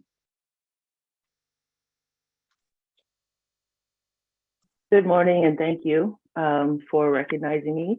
I too have some concerns regarding the lowering of the threshold from the 3/4 to 2/3 of the commission. It just concerns me that that threshold is being lowered to seem like it. I know that there are probably difficulties or in reaching the 3/4, but it also it just, I don't know, gives me pause when we're thinking of lowering the threshold for removing a commissioner. Oh, you know, I'm sorry, I'm reading this, and I was thinking that was the ED, as I am reading through this as well. So is that referring to the commissioner, removing the commissioner for cause, which still would give me pause, but I was thinking that was in reference to the executive director. I think you might be under reading Article 3. I think you might be reading the bylaws, which we're about to get to. Okay. So that doesn't relate to the ordinance, but we will be getting to the bylaws shortly. Okay. Well, yeah, I guess I'm a little confused then anyway. I am here, I'm sitting here, but can you just read through the proposed changes to the bylaws? We haven't gone through it yet. I'm about to go through it. But just as far as process goes, we can discuss this as long as we want today. We would have to have a motion to extend the time past 11 a.m. But I think, given this discussion, it's my plan to, well, I think commissioners need additional time to review this stuff. And so we'll have more discussion and potentially a vote at the May 3rd meeting. So don't feel like you're at a decision point today, but it is an important opportunity to discuss these concerns. This is exactly why we're having this discussion. So got it. Thank you. We'll get to the bylaws in a minute, but Commissioner Newman, do you have anything to say about the ordinance recommendations? Yes, I just had a few comments, and those were, I think reducing the size of the commission could be beneficial if, when reducing, we could probably combine some of the subcommittees, like maybe community engagement and behavioral health go together, something like that. I do appreciate Alina's comments about commissioners having other responsibilities as well. And I think that if we reduce the size of the commission, it could give us the opportunity to work in bigger groups and be able to delegate tasks to make subcommittees more effective. I do have some concerns about commissioner stipends and co-chair stipends. I'm wondering if there's a minimum threshold of hours to be put in for commissioner stipends, how on the equity aspect, will it eventually make the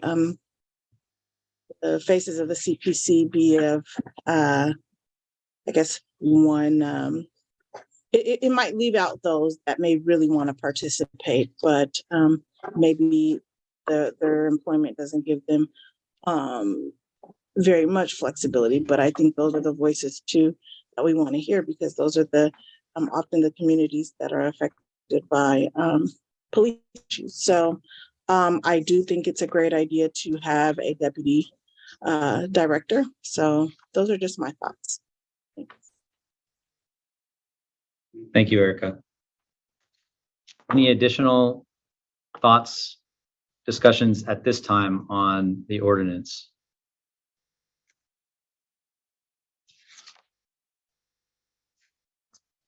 Well, before we move on to the bylaws discussion, what I'll say on the ordinance discussion is, one, I really appreciate everyone participating and sharing their thoughts.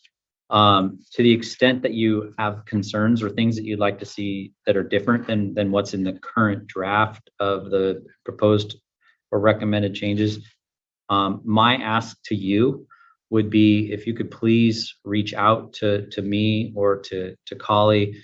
I would love to set up a time to have a conversation with you, or to at least have an email from you on what you think should be different. I really want this to be an inclusive process where everyone has the opportunity to provide the input they think is important. And so, you know, this is the first conversation about it, and I really hope to hear from any commissioners that want to see something different there, or I want the concerns to be addressed. So that's my plea, my ask. Please come to me or any of the co-chairs or ED, and then let's have a conversation and let's adopt some of the things that you're thinking about.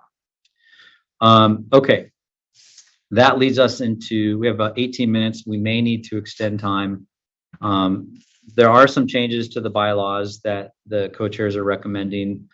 We went through a pretty similar process in terms of soliciting input and developing these recommendations.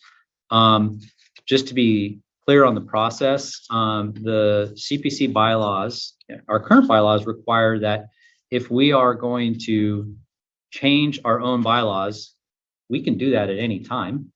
But the requirement is that we first have one meeting where we discuss the proposed changes, and then at the next meeting, we would be able to vote on those proposed changes. So with that, I'll try and go through some of the recommended changes. They're not as lengthy as the ordinance. There's several articles in here in our bylaws. Not only did you receive a proposed changes to the CPC bylaws document summarizing the recommended changes, but you also received a red line version of the actual changes. And I encourage you before our next meeting to kind of spend more time with it, read through it, digest it, and then come back with some thoughts, concerns, questions, additions, so that we can have a more robust discussion at the next meeting. But starting with Article 2, I'll just say generally a lot of these revisions are to clean up the current state of the bylaws. They were last amended, I believe, in 2021, but the previous additions are not necessarily the most cleaned up version. And so there's some things that we need to clean up in terms of structure regarding the co-chairs and the ED.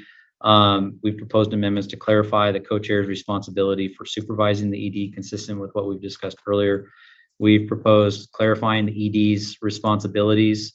The current bylaws basically just repeat the ordinance, which we found kind of redundant. So we wanted to add some responsibilities in there that are more consistent with what the ED actually does on a day-to-day basis. And we created a new section related to communications. Currently, it was a subsection in the ED's responsibilities, but communications is a bigger topic than just something the ED does. It's something the entire commission can do. So we created its own section. That's Article 2 in terms of administration and operation. Article 3 relates to commissioners, and here we're really just clarifying what the commissioners' expectations are, and we're trying to bring it more in line with what the commission has historically done in terms of operation. And this was heavily informed. These recommendations were heavily informed by commissioners that served in the past, before the accountability ordinance, during and after the accountability ordinance, clarifying the expectation of 10 volunteer hours a month. We're trying to stimulate more in-person meetings by having a requirement to attend at least one in-person meeting a month, unless there's a reason that you can't. If you're going to attend remotely, to have your camera on so that you can be more present and engaging to other commissioners and the public, more accountable to the public. Again, we're removing city council district assignments, as we discussed earlier. And then we're also recommending removing the position of sergeant of arms.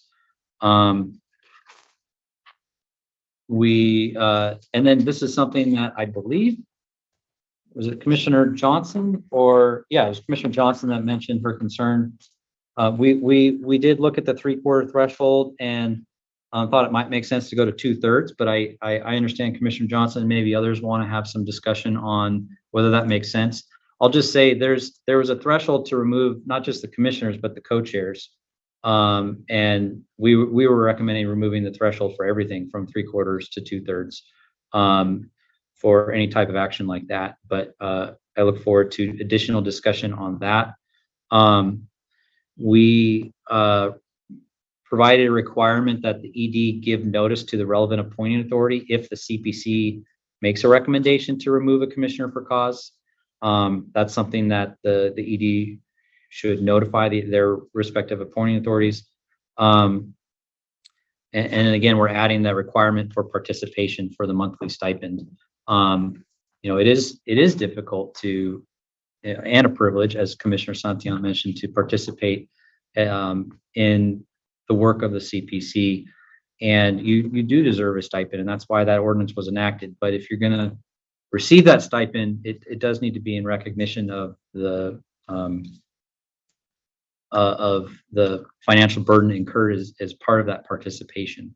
And the recommendation was essentially to tie the language in the for cause removal section that's already in the bylaws of what's required of commissioners, 75% attendance rate, to the stipend. If you're not attending, at least to avoid for the for cause section, then it's difficult to justify a stipend.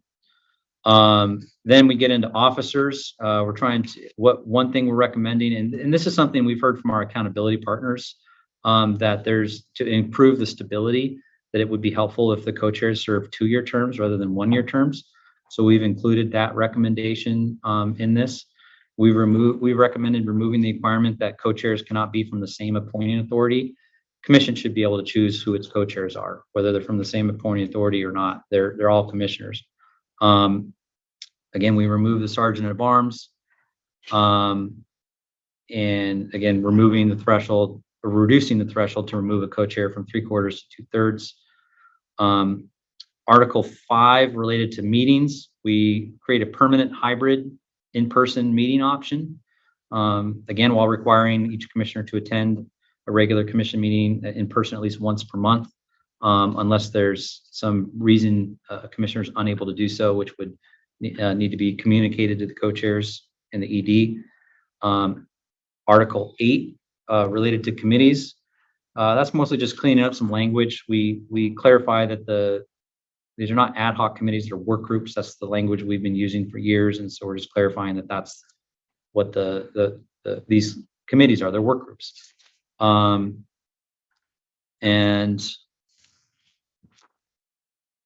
as far as amendments, there was a suggestion that we consider reducing the threshold to change our bylaws from 2/3 to 1/2. So anyhow, those are the bylaw recommendations. You have the red line edits, and you also have the summary document. So why don't we go ahead and open up the floor for conversation about some of this stuff now. We can extend it if necessary. Folks want to keep talking. And again, we're going to have time at the next meeting to continue the conversation and potentially make some decisions. Commissioner Johnson, do you want to speak to your concern about going from 3/4 to 2/3 on some of the removal thresholds?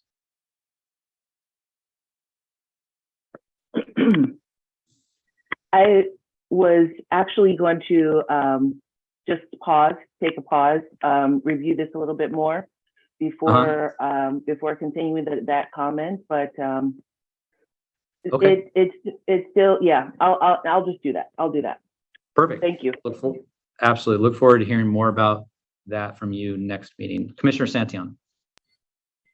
Yeah, I thought Tasha was going to jump in, and I just wanted to support what Tasha's concern was. If it's still your concern, it's definitely my concern of lowering that threshold. I still think that it should remain at that 3/4 level for removal.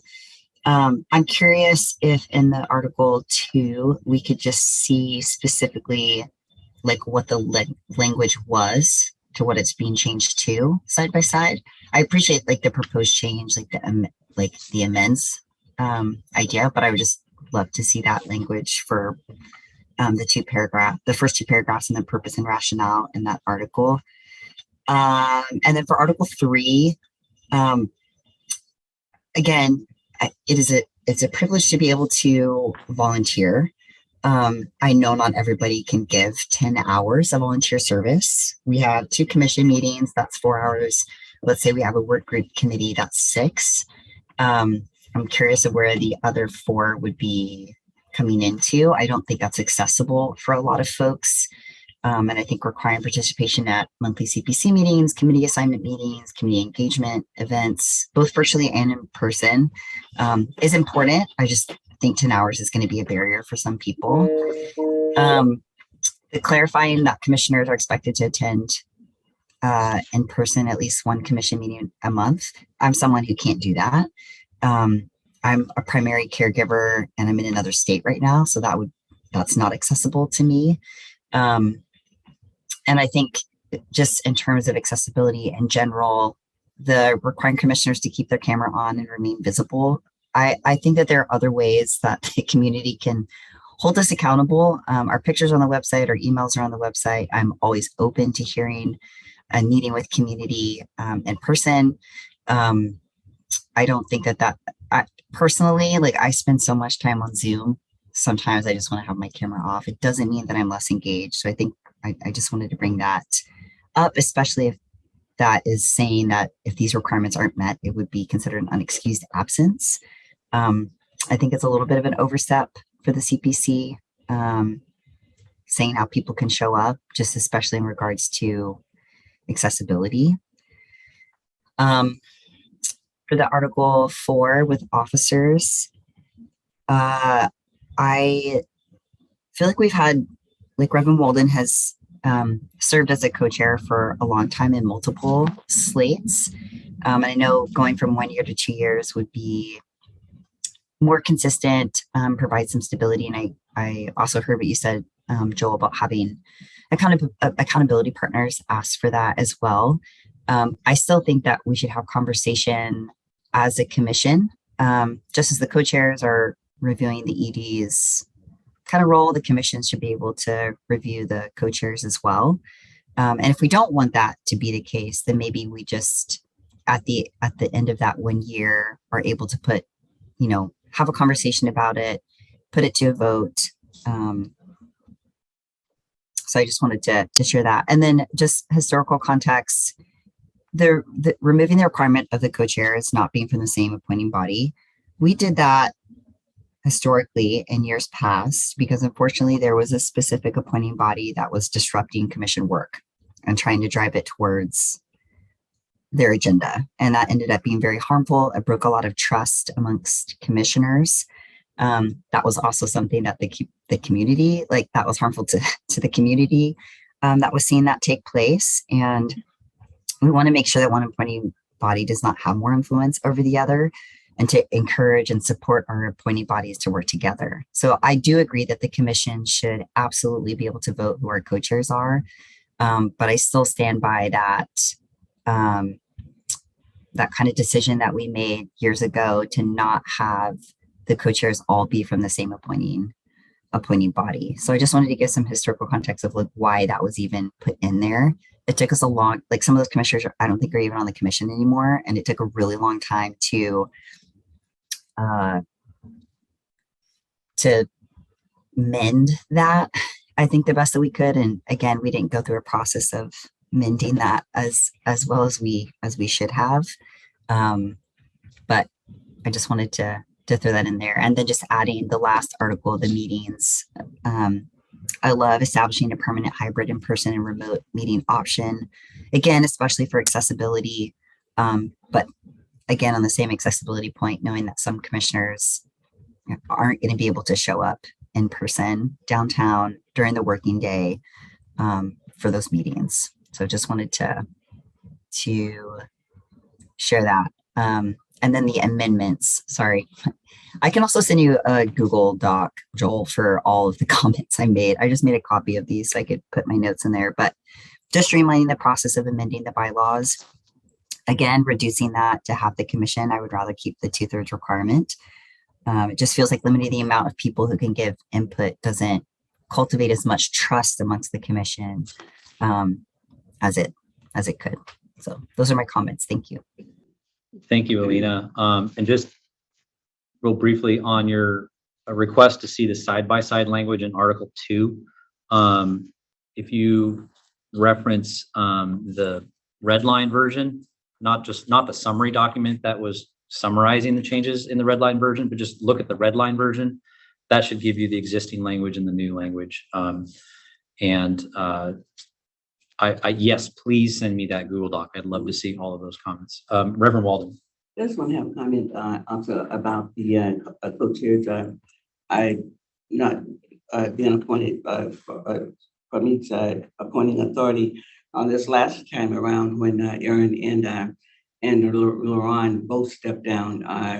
It was no one from each appointed authority to step up, and so we hear that. But when it comes time to actually volunteer to step up, it was no one. And when the co-chairs now stepped up, thankful for Reverend Hunter and Joel stepped up. They said, "Well, I stay on. I'm just staying on as a helper." And so it was two. They're from the same appointed authority, so there are some times when it does not work, and then when we had an emergency, it was no place in the bylaws that covered what happens when both co-chairs stepped down at the same time. And how do you fix that piece? So that piece might still need to be in there, but that's the reason why we had to, as it stated, as it is right now, we have two from the same appointed authorities because at that time of crisis, nobody else stepped up because they said that they didn't have the time. Well, Joel is a practicing attorney with two small children, and Reverend Hunter is the interim pastor at Mount Zion Baptist Church. So, and they carved out some time to be able to do that in this privilege of being the co-chair. So I just want to speak to the other part of that history, because sometimes one thing about history, you get one side, but you don't get the other side. So I just wanted to fill in the blanks. Reverend Walden, and I appreciate you sharing that. I definitely wasn't trying to discount that element too. I know that folks didn't step up the last time. I think when that was happening before Joel and Reverend Hunter, I think even before they came on the commission when we were trying to find co-chairs. To me, if people are like, I don't have capacity to show up in that way, says that maybe that the ask of the co-chairs is too much. Like, I don't know what the work-life balance is for Commissioner Joel and Commissioner Hunter. And, we're all individuals and have different priorities, but I don't know if I know that I wouldn't have had capacity to show up in that way and obviously would have wanted to, Reverend Hunter. Reverend Walden. I appreciate you sharing that, the other side of that history. I was not trying to keep any of that secret. And also I still acknowledge that the work that the co-chairs is doing is a lot. And I don't feel comfortable having co-chairs from the same appointing body, partly because it took us so long to repair the harm that happened, 2 years ago when that occurred. So I appreciate that context, but just wanted to add that response. It is 11 a.m. I see Commissioner Wilson has her hand up. I don't want to shortchange this conversation. So at this time, I'm going to entertain a motion to extend today's meeting time for 15 minutes to 11:15. Is there such a motion? I'll file a motion. Thank you. Is there a second? I'll wait a second. Are there any objections to extending the meeting to 11:15? Hearing none, the meeting is now extended to 11:15. Thank you. Commissioner Wilson. Thank you so much. So I wanted to, I got this last night, and I wanted to make just a couple comments about the section on Commissioners, Article 3. And one is that, and I hear the 2 meetings a month and then plus a work group meeting, but it takes a lot of extra time just to prepare for these meetings to even understand what's going on. And I've been doing this work for a long time and I still am, I'm really struggling with how to participate in a meaningful way and how to understand what the issues are. So for me, when I saw 10 hours of volunteer work a month, I thought, oh yeah, easy, I can do that. But I think realistically, it really does require more than 10 hours a month. If you're going to participate in any meaningful way and be able to, have a voice in the discussion. So, so there's that. So maybe it could say at minimum 10 hours a month. And then the issue on stipends. So I wanted to reiterate what Commissioner Newman said about, enhancing the grassroots people's participation in this. One of the things that I've noticed over the years, and I'm sure Reverend Walden has noticed this too, is that the grassroots voices, the community groups of people who don't have professional occupations, it's become professionalized over the years. And so what can we do to make sure that people are able to participate if it requires that, if we're going to require that they come to in-person meetings in downtown Seattle once a month, plus be on a work group, plus make sure that they participate in a second online meeting in order to get a stipend, and then apply each month at the end of each month. It's kind of to me, it just like creates a little bit more of a difficult situation for us to have as many voices out there in the community as possible, and not necessarily people who have professional careers and mortgages and all those things that might make it a little bit easier to participate without getting compensated, and might be able to put in the 20 hours a month, which is what I'm beginning to see. That's kind of what it takes, 15 to 20 hours a month to do this. So it was just those 2 comments about the stipend and then also the 10 hours of volunteer work. Thanks. Thank you, Commissioner Wilson. I do want to just comment on Commissioner Wilson and Commissioner Santillan's points on the 10 hours. It is not just the meetings, as Commissioner Wilson pointed out. There's emails that you get, there's correspondence from the staff, from other commissioners, there's documents to read. These documents we're going over right now take time to consider, take time to think about your reaction to it, to create a Google document like Commissioner Santillan has done, and to share that with co-chairs like me. So there's, as Commissioner Wilson just mentioned, there's a lot of preparation and reading and thought and work and discussing with your own communities these issues, and that's all part of the work to show up prepared and contribute in a meaningful way. So it's not just the time spent at these meetings. As for stipends, part of the issue that prompted the discussion there was there has been some commissioners in the past who have not showed up to meetings and did not contribute to work groups, and were requesting and even receiving stipends, and that seemed to be inconsistent with the purpose of the stipend, which is to compensate for the financial burden of serving. And it's not making it clearer that what's already understood in the statute, that the purpose of the stipend is to compensate for the burden incurred for service. This just puts that in writing in the statute and makes clear that to receive that stipend, you have to have incurred some sort of financial burden.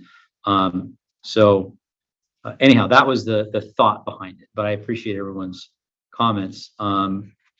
Anyhow, so that's those 2 points. Are there any other commissioners that have any thoughts at this time that they'd like to share, or concerns on the bylaws?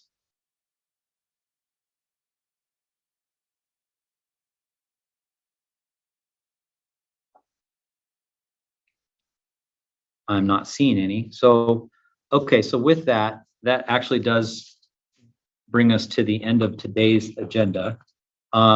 And again, what I'll do is just make my ask one more time. These are really important issues. Tweaking the ordinance and making changes to the accountability ordinance, and to change our bylaws.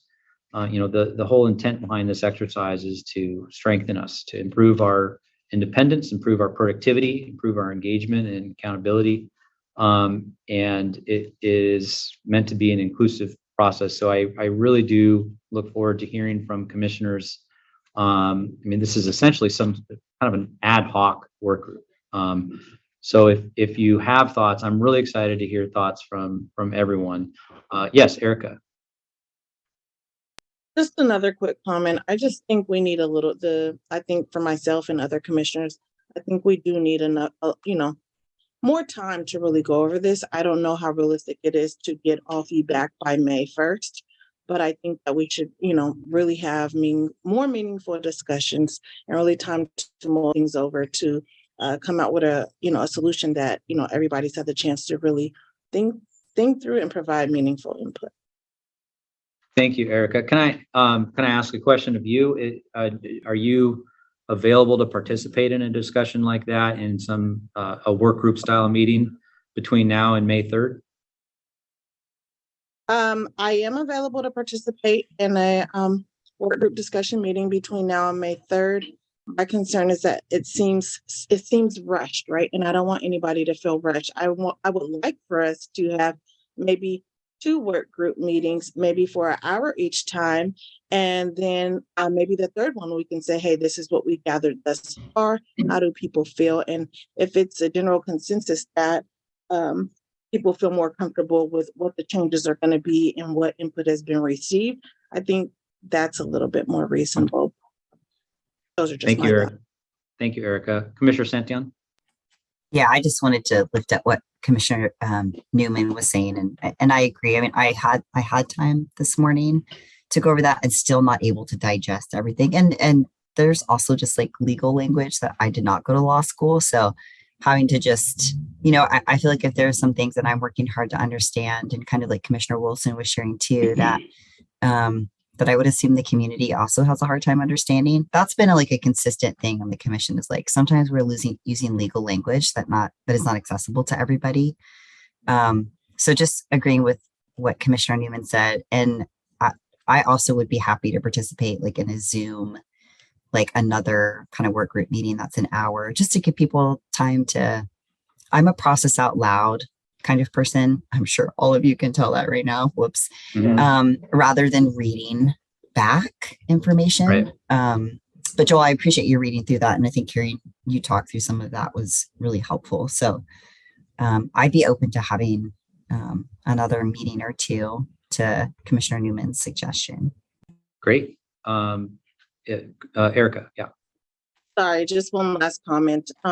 If commissioners are open to having work group meetings, and other suggestions for, I guess the sake of equity is that maybe we offer work group meetings maybe different days or different times in the day. Maybe some people are able to participate early in the morning. Maybe some people can participate at lunchtime or in the evening. But whenever we have the meetings, maybe there'll be one commissioner that's willing to take notes, and then we can do a combined document with the notes from each meeting, so that people, do we see a common thread with suggestions, and it gives. I think it'll give more insight that way. That's just. That's great. So why don't I do this? If you are a commissioner that would like to participate in such a meeting, could you raise your virtual hand now? Commissioner Santillan, Commissioner Johnson, Commissioner Newman, Commissioner Raven Tyler. Any other commissioners that would like to participate? Commissioner Wilson, are you interested? Sure, I'll help. Okay. Any other commissioners that want to participate in this meeting? Okay, so that's great. This is awesome.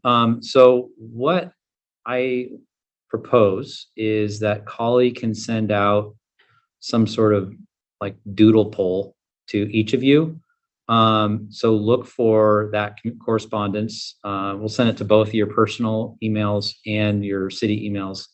And you can respond to your availability, and we will get at least 2 meetings scheduled to have this kind of ad hoc work group discussion. So is there any comments or concerns with that proposal, or any suggestions to it?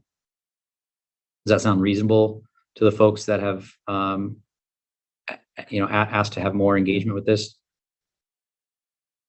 Commissioner Santiana, how does that sound to you? I think that sounds fine to do a doodle poll. And I like Commissioner Newman's recommendation for maybe a different time than in the middle of the day, something, in the evening or afternoon for people. Sure. So we'll include those options in the doodle poll. What is a doodle poll? Could you, for those of us who don't know?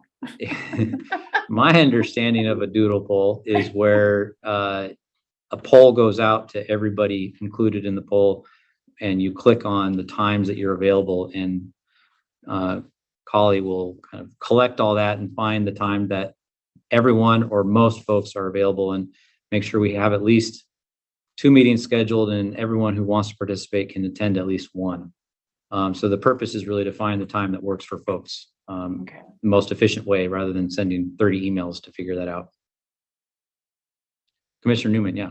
Oh, sorry, one other thing. Is it an option for commissioners to email Polly if they're willing to lead a work group? And maybe say, Yes. hey, like if I said, my name is Erica, I can lead a work group at 12 p.m. on Friday. And she can Polly can send out an email saying, hi all, the following commissioners are willing to host a work group meeting on these dates and times. Please respond to which date and time you're able to participate. Yes, definitely. My only request is to send it to myself and Mina. For those of you who are active in work groups, you know that Mina is responsible for most of them. And so if you copy both of us, or just Mina or just me, that will make sure that we get that done.